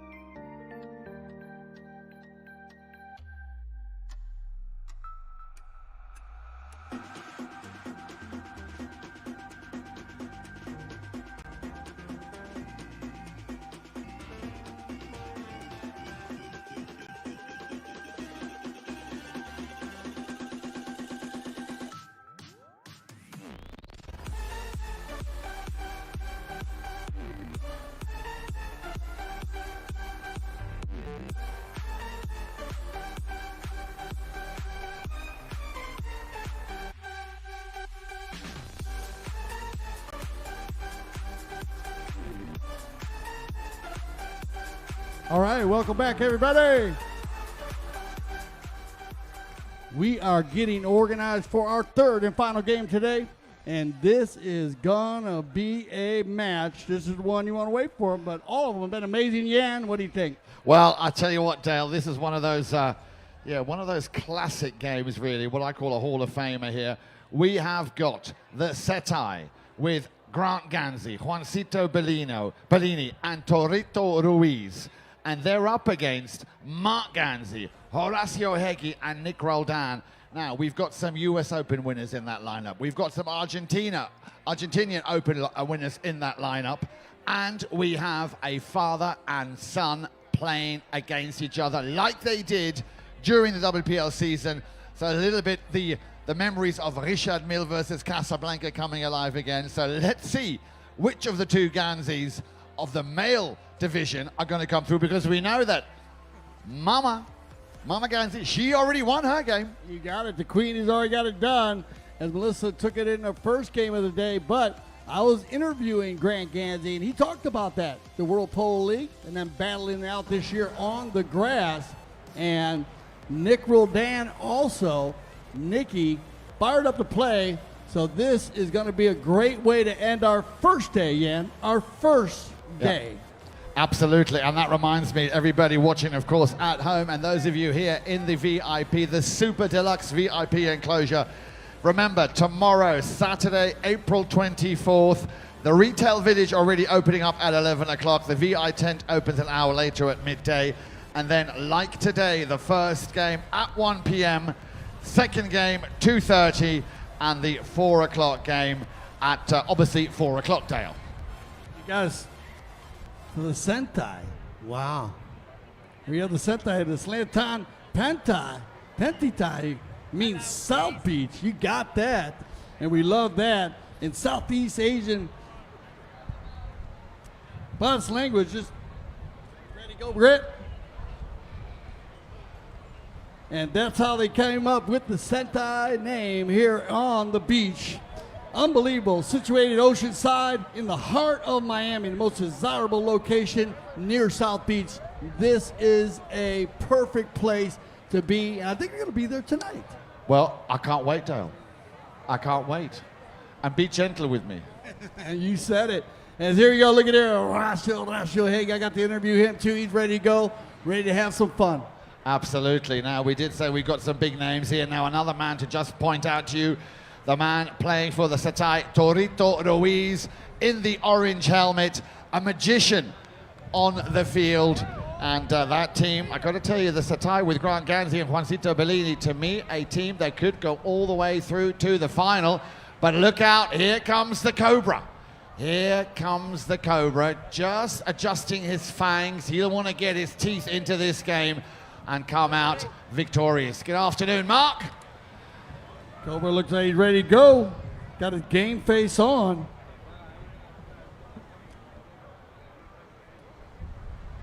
So the players will just have a minute or two to warm themselves and their ponies up. Now, ladies and gentlemen, if you've just joined us over on the far side, on the public side, please do keep an eye out on play when they come so close. They will be caught up in the moment, so they will try and avoid you, but you try and avoid them as much as they try and avoid you, because you really don't want to have a polo mallet wrapped around your neck. You got it. You know, the Setai, Miami Beach is award-winning international leader in hospitality and the hotel of choice for sophisticated international travel, and we are so proud to have them as a sponsor here.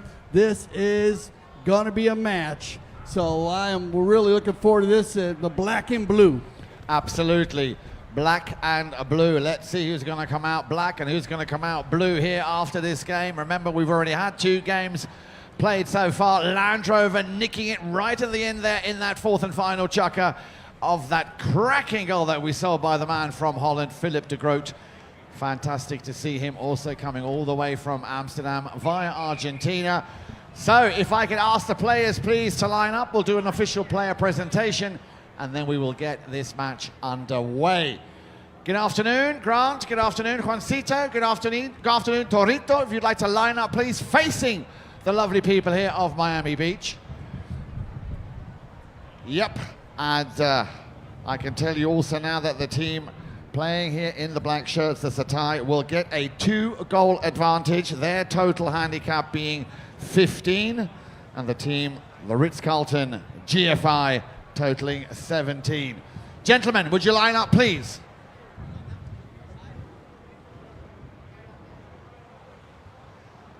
Well, the young guns are ready, and we will start from left to right. So, Miami Beach, please welcome the players as I call out the names. Playing in the black shirts by the name of the Setai team. The team captain at number 1, give it up for Double G, Grant Gansey. At number 2, they call him El Guapo, Juancito Bellini. And at number 3, ladies and gentlemen, the man who really will delight and thrill you. There is only one, Torito Ruiz. And now over to the team in the light blue shirts, the Ritz-Carlton GFI, ladies and gentlemen. The Cobra is in the house. Give it up for Mr. Mark Gansey. At number 2, from Argentina, the legend that is Horacio Hege. And another guapo, a man who has always got a smile on that cheeky face, Mr. Nick Roldan. Umpire this afternoon, as always, from England, Mr. Mark Holmes. Dale, you did talk this one up. This should really be a cracking game here this afternoon. You said it. Cracking isn't the word I'd use. And this is going to be lined up here. This should be a fast and furious final game of the day. Remember, though, this is the first of 3 days. So Saturday and Sunday, the energy will build. Not just here in the VIP tent, but everybody over on the far side. Remember, when the ball does go out of bounds, throw it down into the end zone. Do not throw it back into the arena. Looks like we are lined up here, ready to go. First chucker play, and Eric Frank, take it away. Here we go, ball's in play. First touch there by Torito Ruiz, looking to feed the ball up to Gansey. Double G on the move, but quickly stolen by Roldan. Nick Roldan. Now, if there is a man who can, it's Nick Roldan. What did that take? All of 6 seconds to get the first score on the score sheet. And Miami, please put your hands together. Make some noise here for the young man, Nick Roldan. Nicky with the NR right there on his blankets, and that's going to go ahead and get this game lined out here. They're going to move ahead by another goal. Oh, very close. A Remington there, Dale. I mean, he just snapped it out of the throw-in, and just 2 quick touches. So, as we said, the Setai coming in with 2 goals in hand based on the team handicap, hence the 2 goals already given on the scoreboard. First goal scored there by Mr. Roldan. It'll be Juancito Bellini. He will tee it up nicely for Torito Ruiz. Ruito will send it up to Double G. Gansey, Grant Gansey round the outside. It's father versus son here. Gansey still wanting to do something with it. In comes Horacio. But Double G, Grant Gansey, keeping his level of concentration very high. It comes down the boards. It's going to be picked up here by Roldan. Nick Roldan on a run here, out in front. It's going to be left behind for the Cobra. He unfortunately gives it back to his son, Gansey Jr. Grant on the ball here. He gets the support tucked in nicely behind there, the man with the number 3, Torito Ruiz. Gansey wants to get a clean shot. We'll leave this one for Torito. Torito will try and hammer it back in front of that goal mouth. The wind getting underneath that, and an under the neck shot, and that is a textbook under the neck shot supplied to you there by Mr. Nick Roldan. Yeah, rolled down into the corner right now. The Ganseys come together. Cobra and Grant, they leave it there. Horacio Hege tried to dig it out. Bellini, though, in control on the board. Horacio needs to give him one play. Is great, works it down the board. Nicky's going to get a hold of this one, and that ball will fly out of bounds down by the beach. Throw that ball in down at the end zones. At the end zones, everybody. Down there at the end zones, please. Not in the arena. As we bring them back to center. Face off in hockey. Bowling and Polo, and it's Hege. Horacio takes around the outside. Can he get a second touch? It'll be Juancito Bellini. He'll beat him to it. Near side backhander, nicely done. The ball just stays in play, and it's at the feet of Nick Roldan. And Nick Roldan straight away has young Grant Gansey breathing down his neck. A nice little shot on goal attempt again. Horacio with an under the neck shot has a deflection, and it lands in somebody's soup. All right, so we'll keep that one in the VIP, everybody, as they line them back up once again. 2-1 here early in this first chucker play on the bowling is going to be Toro, Ruiz, Torito. First time playing this year at Aspen Valley in the snow polo. Very strong with the orange helmet on. As they come together, Bellini leaches way out. Nick Roldan working it in once, twice. Roldan walking the dog as it goes into the corner. Nicky going to put it back inside, looking for the Cobra. Yeah, but a whistle on the play. You've got to keep an eye on traffic. You've got to keep an eye on traffic. And it was Gansey versus Gansey. Gansey versus Gansey on the right-of-way violation. That's 2 minutes left here in our first chucker. They'll drop that ball from the spot. That'll save a goal, Jan, and they'll bring it in. It's going to be Juancito. Bellini looking to feed it up to his teammate Grant Gansey. Horacio will pick it up first, gets it out of a divot, takes a shot, puts a little bit of a spin on it, but it just goes wide. So still only one regular goal scored out of regular play. But I got to tell you, these boys are getting stronger and stronger. Nick Roldan, the man to score that first goal in the still first chucker. We're down to a little over 2 minutes left to play before they go and change ponies. Play will be called momentarily by the umpire, Mr. Mark Holmes. That ball, as you would say, has got eyes. This time it's got eyes for us, as Roldan will pick it up nicely. Nick Roldan on the approach. Nick Roldan, if there's any man who can, it's Nick Roldan. Nicky Roldan's going to take that ball out of the bowl and so quick in the beach sand. And he plays a lot of snow polo also up at the Aspen Valley Polo Club. This guy's super strong. Loves to play with the ball out of the sand, in the air. Oh, that was going to bounce off the point. Great catch there by Melissa Gansey. She grabs that one as it went in the VIP. Back to the bowling here. Inside, picked up again by Nick. Yeah, but you know what's so nice about that, Dale? Most of the guys would shy away from it. So it's nice to see that a lady, and of all the ladies, Melissa picks up that ball and throws it back. Here we go then. Juancito Bellini. Bellini, oh, Horacio got a piece of it. Bellini will try and correct it if he can. Still, Bellini over on the far side. All of a sudden, it's turning into beach volleyball. The ball just up in the air. As there is a sword fight going on here, and it'll be Roldan leaning far out of the saddle. Couldn't quite get the connection on that second shot as Torito Ruiz managed to put an end to that attacking play. Maybe a backhand shot, not easy to do when the ball's in the divot. The Cobra will try and do something with it, but it's going to be left for Juancito. Bellini gets it stolen away here by Horacio. He turns this one around the corner, right off by Torito Ruiz and Toro. Toro in the orange helmet takes this one forward, tries to get underneath that one. Now the Cobra, everybody swatting at flies, and now Nicky's going to get a hold of this one, but off to the right side. And the Ritz-Carlton right now peppering the south goal. They really are, and that, Dale, is the horn. That is the end of chucker number one, Miami Beach. Please put your hands together. Give them a round of applause. The Setai and the Ritz-Carlton GFI will be back in just a few moments once the boys have got themselves a fresh set of ponies.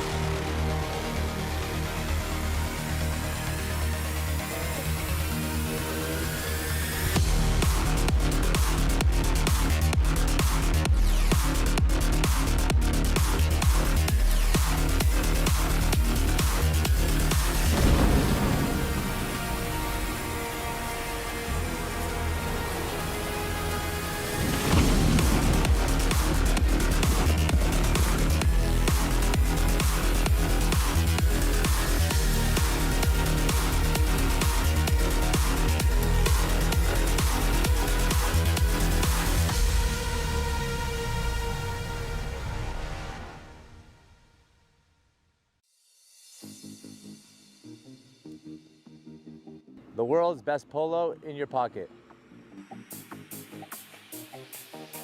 Chucker TV, the only app you'll need to watch polo.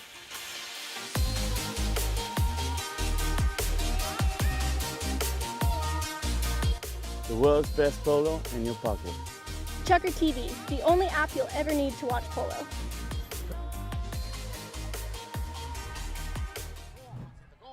Welcome back, everybody. Second chucker action, 2-2. third game of the day. Yeah. A lot of power play in that opening chuck. A lot of power play coming here from the Ritz-Carlton GFI. The combination of Gansey, Heggie and Roldan is definitely a force to be reckoned with. And a little bit of debris on the field there. They're going to try and get rid of it, of course. That's a good idea. Hang on. Go on, Nick. I'm sure you can do it.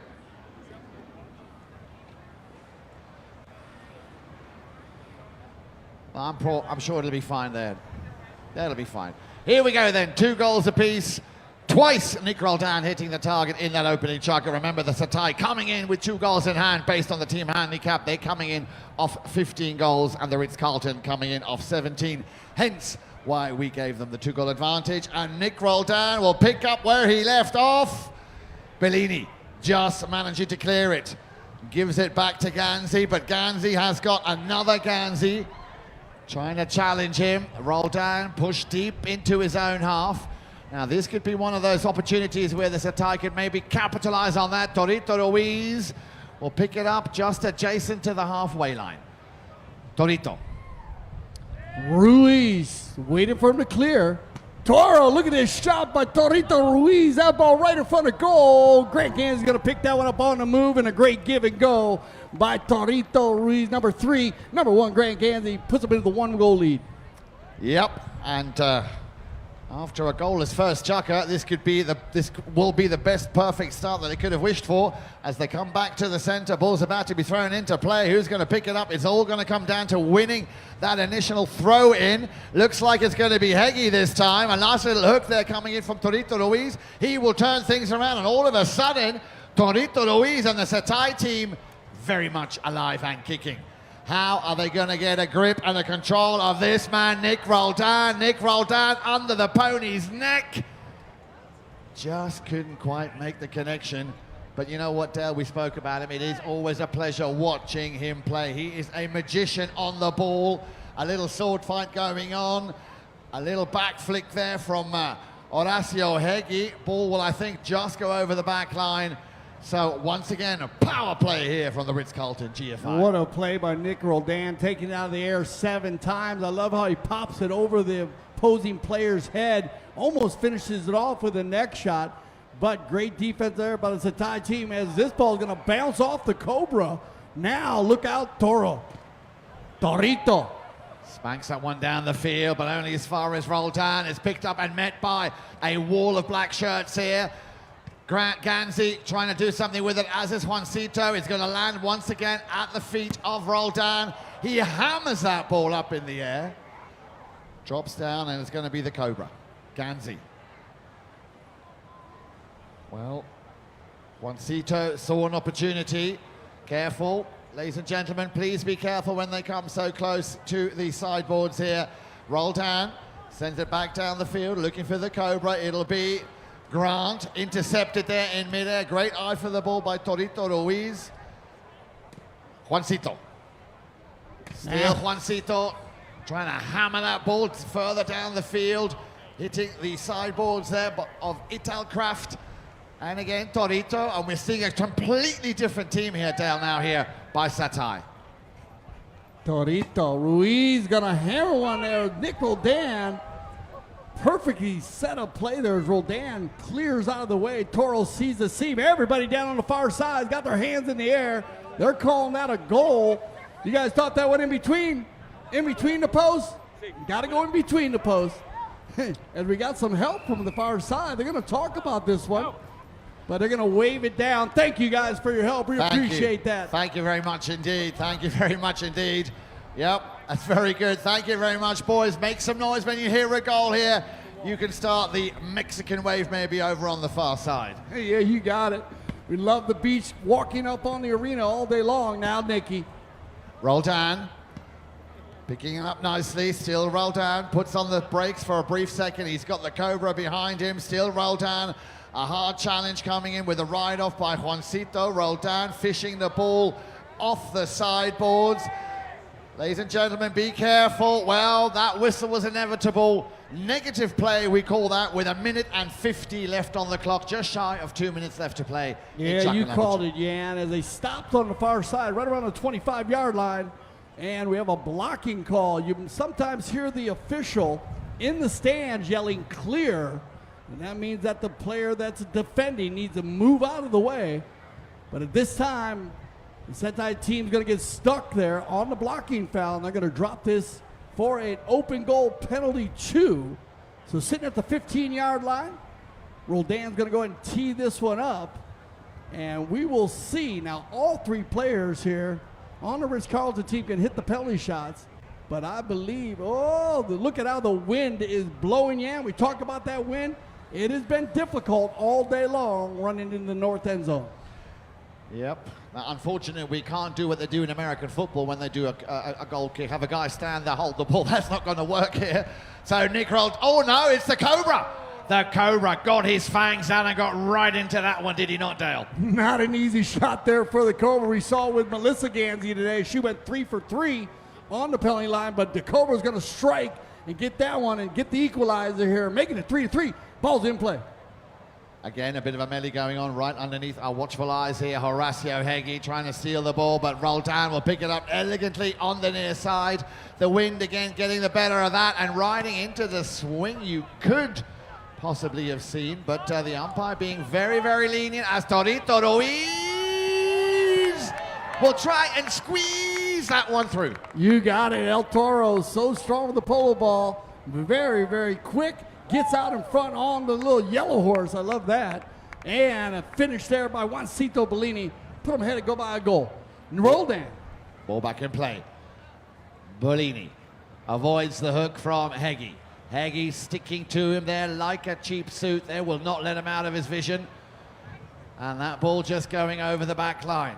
No cheap suits in Miami, Ram. No, you're right. No, we were in Miami. They don't do cheap suits here. No cheap suits in Miami. Absolutely, especially not at the beach polo. Ball's back in play. On the move, it's going to be the Cobra right in front, going on the defense. Stolen away here by Juancito Bellini. And a nifty little play right there.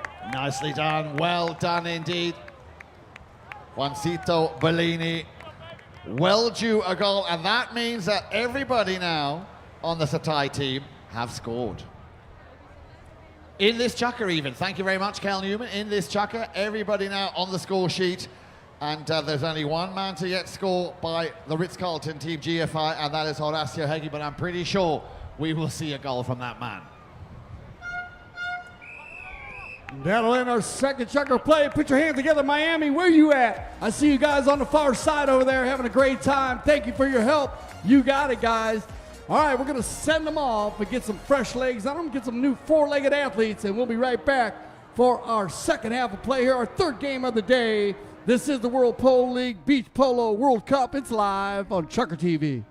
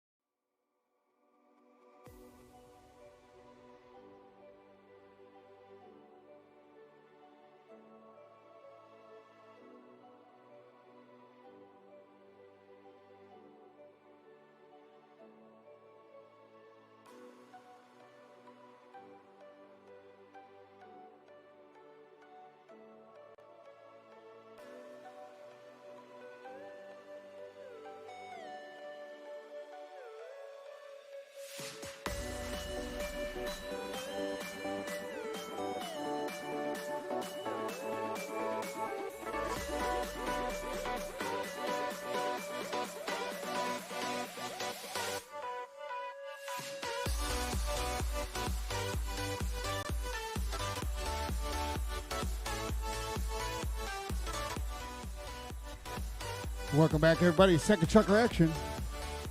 Second half action. As we clean up a little debris off the polo field.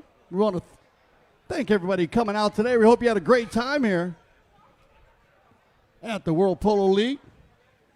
Beach Polo World Cup. A lot of energy coming from the stands on the beach and in the arena. Here we go. 2 chuckers left. Jan, what do you think? Excellently. And a big thank you to the 3 Musketeers over there with the extra eyes. Thank you, lads, for helping us make sure that ball went through. Here we go. Ball's back in play. Bellini couldn't control it. Roldan will pick it up. Look how he just came out of that saddle, Dale. I mean, literally incredible. Quicker than an airbag out of a car as the Cobra. Gansey will try and put this one through. Near side backhand, getting the ball out of the danger zone, looking for Bellini, but Roldan got a piece of it. He will clear it. Open up now the play on the arena. Gansey. He's got his father, Mark, just behind him. In comes the challenge from Torito. He steals it on the near side to tee it up nicely, looking for Bellini. Down the line coming is Grant Gansey. Roldan again, leaning very far out of the saddle. A long distance shot is what he tried as they stop and turn. Gansey. Grant Gansey. Oh, cheeky little millionaire shot underneath the belly of the pony of Horacio. Still Gansey versus Gansey. Torito Ruiz will open it up. Hello, darling. Torito Ruiz will open up things nicely and tee it up perfectly here for Bellini. There was a slight deflection. Torito Ruiz also trying to put the finishing touch on the near side, but the ball ever so slightly going out of play, which of course means that the team in blue, the Ritz-Carlton GFI, will have possession. A quick look at the clock will tell me that we still have well over 3.5 minutes left to play. Play is called. Ball is back in play. Torito Ruiz sends it back, feeds it up to Bellini. Bellini has it taken off him by Nick Roldan. Nick Roldan up in the air. 1, 2, 3. Mr. Nick Roldan. And Nicky on the move once again. Going to pick that ball up in front. No problem. Takes it down on the beautiful gray mare here. Is Nick getting a little bit closer here now, Jan? Indeed, just one score in it now, 5 goals to 4, still in favor of the Setai.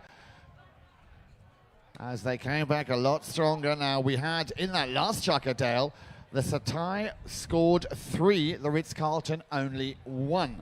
So the Ritz-Carlton GFI now with that goal from Nick Roldan are right back in this game.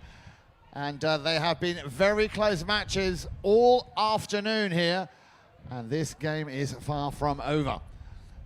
A little over 3 minutes left to play. That ball is going to go for a dip in the pool, or in the ocean, I should say. Beautiful ocean on the far side. Man, the colors today, Jan, on the backdrops, unbelievable here.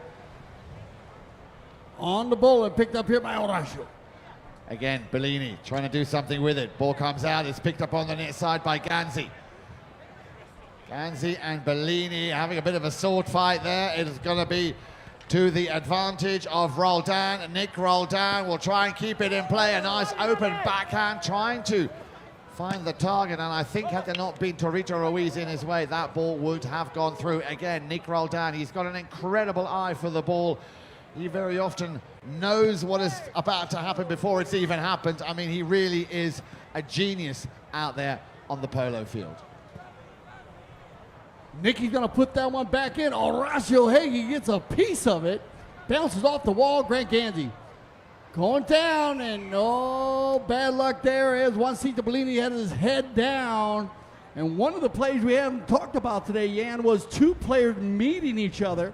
Now, we talked about players only being able to play with their right hand, the game of polo. We have 149 left in the chucker. You can only play the game of polo with your right hand. But if you put the mount on the left side of the pony, that is the near side. Anytime a player is on the offside, on the right side, he cannot have another player meet him on the near side. It makes sense. Both ponies will run into each other. So the Setai is going to get caught on meeting on the wrong side. Nicky Roldan with the penalty shot, and he gets another. No problem. Goal number 4 for Nick Roldan, and that is the equalizer. 5 goals apiece. And we are still in the third chukka, so still anybody's game here, Dale, this afternoon. Back to the center they come, ball's thrown back into play. And it's going to be, well, another one of those meat fondues. Everybody wanting a piece, wanting to get that last piece in the bowl. A little backhander there coming from the Cobra, sent back by Bellini, looking to find a gap between those blue defenders. That ball very much intended to go to Grant Gansey. Yeah, ladies and gentlemen, keep an eye out on the Polo mallets. You don't want to get hit in the face. Torito Ruiz. Pushing hard there is the Cobra against the man with the orange helmet, the 7-goaler, the bigger part, the 8-goaler Torito Ruiz, as he sends it up and finds Gansey. Grant. Can Grant do something with it? Bellini will feed it back up to Torito Ruiz. Gansey with a shot to goal. Now, did that one go through, Dale? Wow, the wind blowing so hard on the far side. Grant puts that one right on time. Nick Roldan's going to steal this one away on the near side. Now the loose ball play. Cobra takes a swipe at it. Turned around now by Juancito Bellini. Bellini inside the 30. Puts Gansey on his hip. Bounces off the pony Toro. And Ruiz will get the finish. Wow, what a great play. Torito Ruiz with goal number 2 for his team. Putting the Setai back in a comfortable little position here. They lead by 1 goal, 6 goals to 5. Let's have a look at the clock. The clock is telling us we're down to the last few seconds of play. Ball's back in play. On the bowl in here, as we click down, it's going to be Grant Gansey once again. Double G, nice play, and now we'll end our third chukker play. Put your hands together, 6-5. We'll send them off, and we'll be right back for our 4th and final chukker. Stay with us. We'll be back here for the World Polo League Beach Polo World Cup.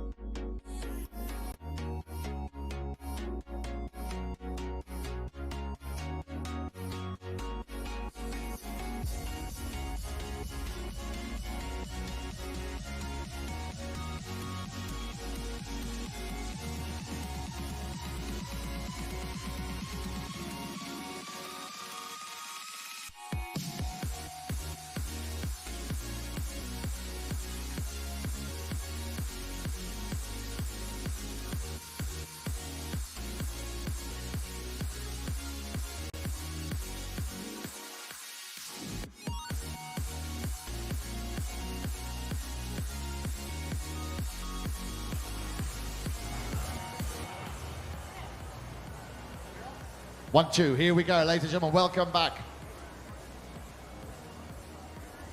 Welcome back, everybody. Nice to have you with us here. A beautiful afternoon here at Miami Beach. And we're about to start the 4th and final chukker between the Setai and the Ritz-Carlton. And a very early whistle. Remember, they left the field 6 goals to 5, just 1 goal in it. So let's see how they fare up now here in the 4th and final chukker. All right, so 6-5. And they're going to take this one down for penalty 2. We got 2 or 3, got 3 on this one, right? Penalty 3, no? Penalty 3. 25, so penalty 3. So this is the defended goal. So all the blue jerseys, Ritz-Carlton, GFI, they could be in the goal to defend this one.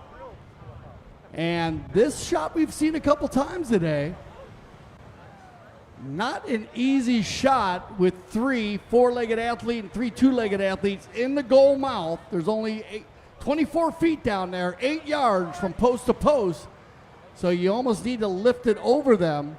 And here comes Grant Gansey.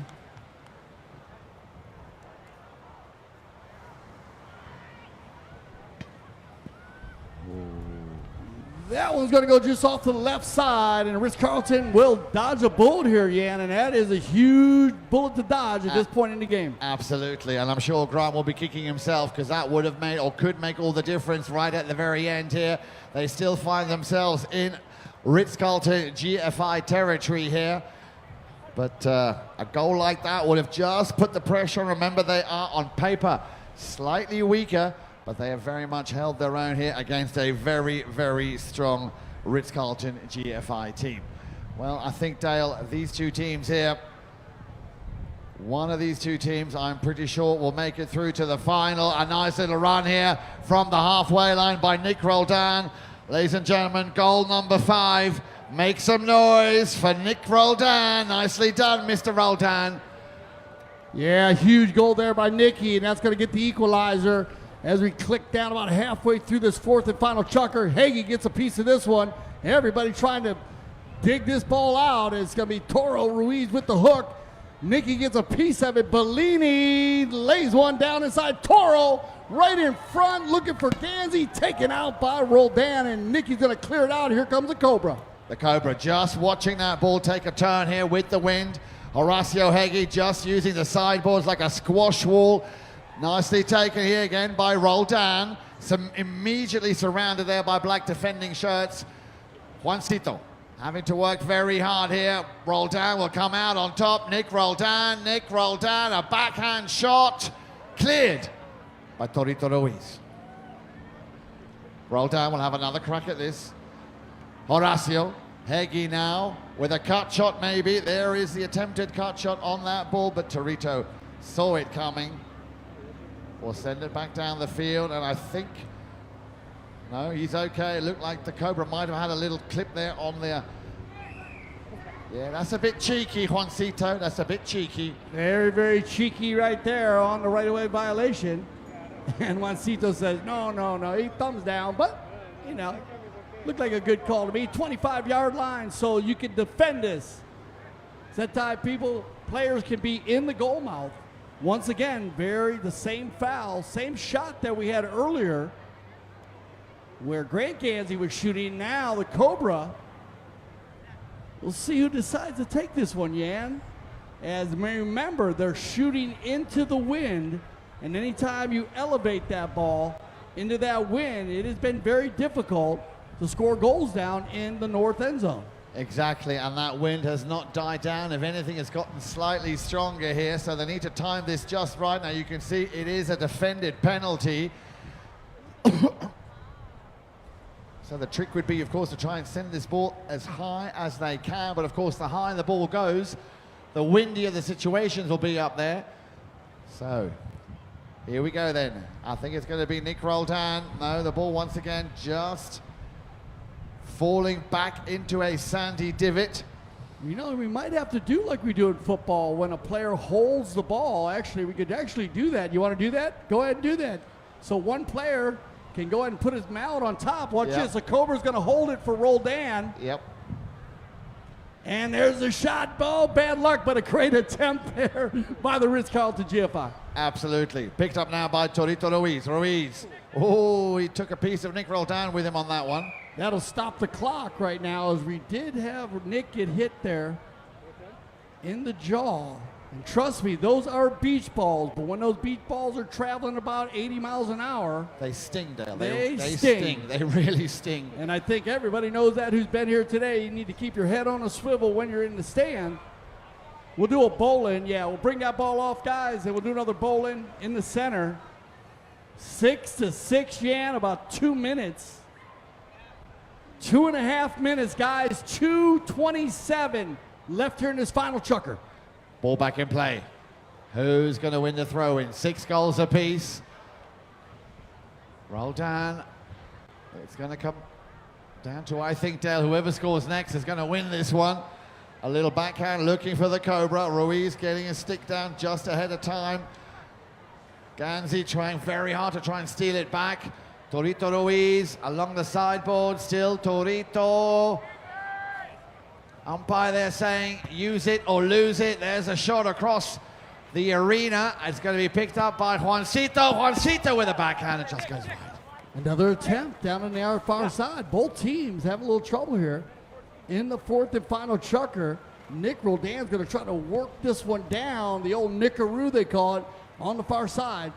Nobody giving him any room to work. He's got the Cobra. Looks like he's going forward. Nick trying to walk the dog. Here comes Gansey, stolen away by Juancito. Juancito tees it up nicely to send it back down the field, looking for Tito Ruiz. He's caught off the wrong leg. Couldn't quite make the connection as Roldan will pick this one up. Roldan, Gansey in front of goal, and that is as straight as they come. Ladies and gentlemen, make some noise. Grant Gansey puts his team back in the lead by 1, 7 goals to 6. The clock is ticking down. We are down to the last minute of play in the fourth and final chukker, and also the final chukker of the day. Another whistle. 51 seconds, thank you very much. And it's going to be, well, the umpires are calling a 25-yard defended penalty. 25 is the umpire's decision. Well, some of the players clearly not happy with the umpire's decision, but what are you going to do? You're going to have to play by what the umpire says.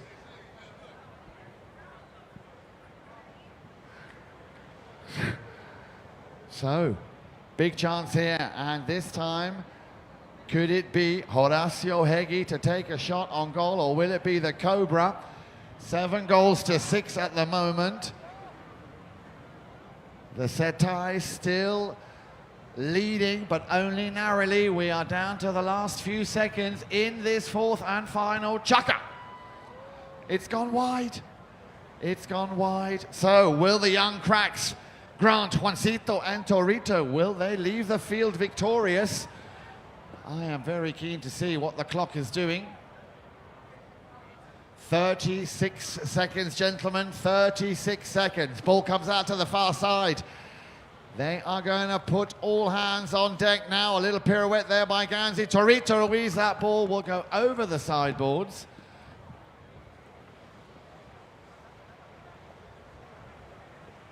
And thank you very much for that very important information. I shall make that announcement momentarily as we down to the last few seconds of this game. Ladies and gentlemen, boys and girls, the horn will come momentarily. And that is it, ladies and gentlemen. Please, if you would be so kind, put your hands together and congratulate Team Setai. The Young Guns win it then narrowly, like we've had all afternoon, by 1 goal. 7 goals to 6, the final score. Well done, Grant Gansey, Juancito Bellini, Tito Ruiz. Commiserations to Mark Gansey, Horacio Hegi, and Nick Roldan. Well, what a surprise. Now, we have my colleague Dale Schwetz down on the pony lines. He's going to be taking up some more interviews from some of the people. But if I can ask everybody to maybe give a big round of applause and wish with me a very, very happy birthday to a young player who played here earlier this afternoon. Beg your pardon, not the player, the sister of the young player, Camilla Castagnola. Happy birthday. Where are you, Camilla? Are you somewhere in the building? I hope you are.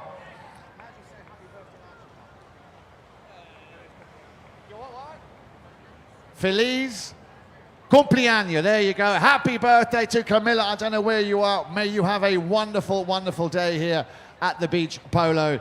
Well, ladies and gentlemen, boys and girls, I hope you enjoyed the first day's action here on Miami Beach of the WPL Beach Polo World Cup 2021. It's been great having you with us, and we very much hope that you will join us tomorrow, day 2, Friday, beg your pardon, Saturday the 24th of April. The retail village will open at 11 o'clock. At 12 midday, the VIP tent will open, and then, like today, the first game scheduled for 1 o'clock. The Setai will be taking on the World Polo League. At 2:30, then we will have Land Rover versus the Ritz-Carlton GFI, and the third game, Seminole Casino Coconut Creek against Italkraft Enjoy the rest of your Friday afternoon. Make sure you get off to a good start into the WPL Beach Polo World Cup weekend. From all of us here at Miami Beach, from the WPL, thank you for being with us. Enjoy.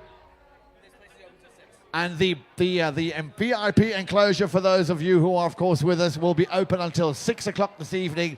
So until then, enjoy the afternoon. All right, enjoy 3 in a row here, getting Toro. into the weekend. Torito Ruiz, nice. Well, congratulations, man. On the beach, any different between this and the snow? Because it was your first time playing in the snow in Aspen. Yes. No, first time here too, and very fun.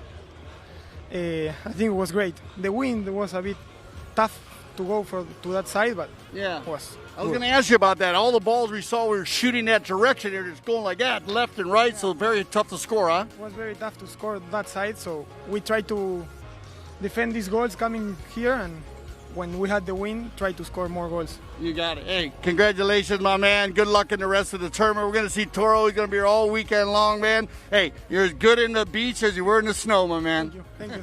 Congratulations. You know, go get the boys. Ready, Grant? How you doing, my man? Well, a bit of a nail biter. Yeah. I mean, they went back and forth. And as I was talking about Toro, really tough to score down that far side. Bad luck for the Ritz-Carltons. They had to shoot penalties down there, but you know how tough that 25-yard line can be. Yeah. That we got the interview later. How you feeling after your game? You know, it was tough out there. It was a tough competition, and these guys played really well. Credit to them. You know, we just kind of knew. What I just told the guys was in the third, I just told them, you know, we got to get a goal on that side against the wind. With the wind. I just said we got to get one. And so Toro got that nice goal, and after he got that goal, I felt a little more, I felt a little better about it. But, you know, I was lucky that, you know, I was able to score that one at the end. But, I mean, obviously the penalty wasn't how I anticipated. So, you know, I think it kind of like countered each other out. So you got it. Yeah, it's really tough today. Congratulations, bro. You got a long weekend, dude. So hey, thanks for the interviews earlier, my brother. They're sitting here, Nicky. Tough down there shooting into that wind, huh, man? I mean, the wind was blowing. You could see the ball just going left and right. Yeah. It was really tough. I think the only way to score on that side is to take it up the right side, and try to either draw a foul or just take it up the boards. And good call. Yeah. Good call. It's only better not to have the penalty. Yeah. No, actually, you know what? To be honest, it was actually worse to have a penalty. Right. It was impossible. So. It is what it is. We had a fun time. It was a good game. It looked like it was fun, man. It's always a pleasure, dude. You're still making us look. You're still left. We got the boys in the corner here. We got Horacio. We got the Cobra. Hey, man. Tough game, man, but it looked like a lot of fun. Horacio, you got the fun. You got the happy man with you, anyways. It looked like you had fun. How you feel, man? Really good time. Feel good. You know, I had 3 horses that had never seen sand before, I think. Oh, really? So, you know, they looked like it. So there's a couple plays where they just, you know, they got to the wall and they just kind of. Yeah. No, I saw when you came up to us, they were kind of like, whoa. It's really hard the first game because the horses that have never been here are trying to figure it all out. So it's very new for them. So your first game, it's about trying to understand the footing and trying to understand the horses. And but look, great day. Not hot. Beautiful breeze coming off, and you know, a game that could have gone either way. You know, we were pushing to go up. You know, what was that? We were pushing there to go up 6-5, and then they get the play that turns the other way, and Grant makes a nice goal to go 6-5 the other way. So, but I mean, I think all the games have been pretty close today. Very close. You know, so been very close. I think we'll figure out tomorrow. I mean, we got another chance tomorrow, so we got to play well tomorrow, and I think we learned a few things today, and we'll make some adjustments for tomorrow. Very cool. Always fun to watch you, man. Always good to see you, brother. Horacio! Did you have fun? Yeah. Was tight. Was for both teams play well, I think, and well, they won, but we could win. We could win. Yeah, you were right there. Like I said, I looked in that wind, Horacio. I don't have any hair, but if I did, it'd been blowing it around. Okay, thank you. Okay, have fun this weekend. We'll see you in the next thing. You want to see the lead? Oh, there he is. A little bit of a battle there, the grind for a while. I know it always is a grind. Always is a grind when Double G and the Cobra get going. Yeah, man, it's always tough here. Yeah, we like it. We like it a lot. It's fun, and it's competitive, and it's, you know, it's faster than you think when you're when you're in there. Oh so. my God, no, it's so quick, dude. That's what's crazy. You know, it's so great. We see people in the stands, and so everyone's getting so into it. They're all leaning into the arena. Yeah. You always got to watch out for you guys when you're running down for your mallets and stuff like that. Yeah, that's scary. Yeah, it's Because scary. you are very close to your opponents, to your teammates, and everybody's swinging a mallet. You got to be careful. Yeah, that's what we love about this. It's such a great way for people to witness polo and be up close and personal. So have fun, man. It's your great South Beach, so have a great time. We're going to see you the next couple of days. Thank you guys for all the interviews, guys. We'll see you guys there. So what a day here. We'll step out this way, and we get a little backdrop here. Come on out, T. I want everybody to see what we can see out here. So you got this over here. Give him a shot out there, T. You got the ocean out there. And then back to the other side, T. You got the VIP over here. And just an amazing event. Just unbelievable. What a day we had here. And remember, this is just day number 1. So make sure you join us for Saturday and Sunday as play will continue. And we've got a lot of things going on. You got a lot of special people we're going to interview, so you want to get into that. And what a great job here by the Chucker TV family, of course. So thank you for joining us. And for Jan, Eric, Frank, I'm Dale Schwetz. And I always speak for the Chucker TV family. I want to say thank you for making us leaders in polo broadcasting. And remember, here at Chucker TV, well, you know what we say. We love the polo.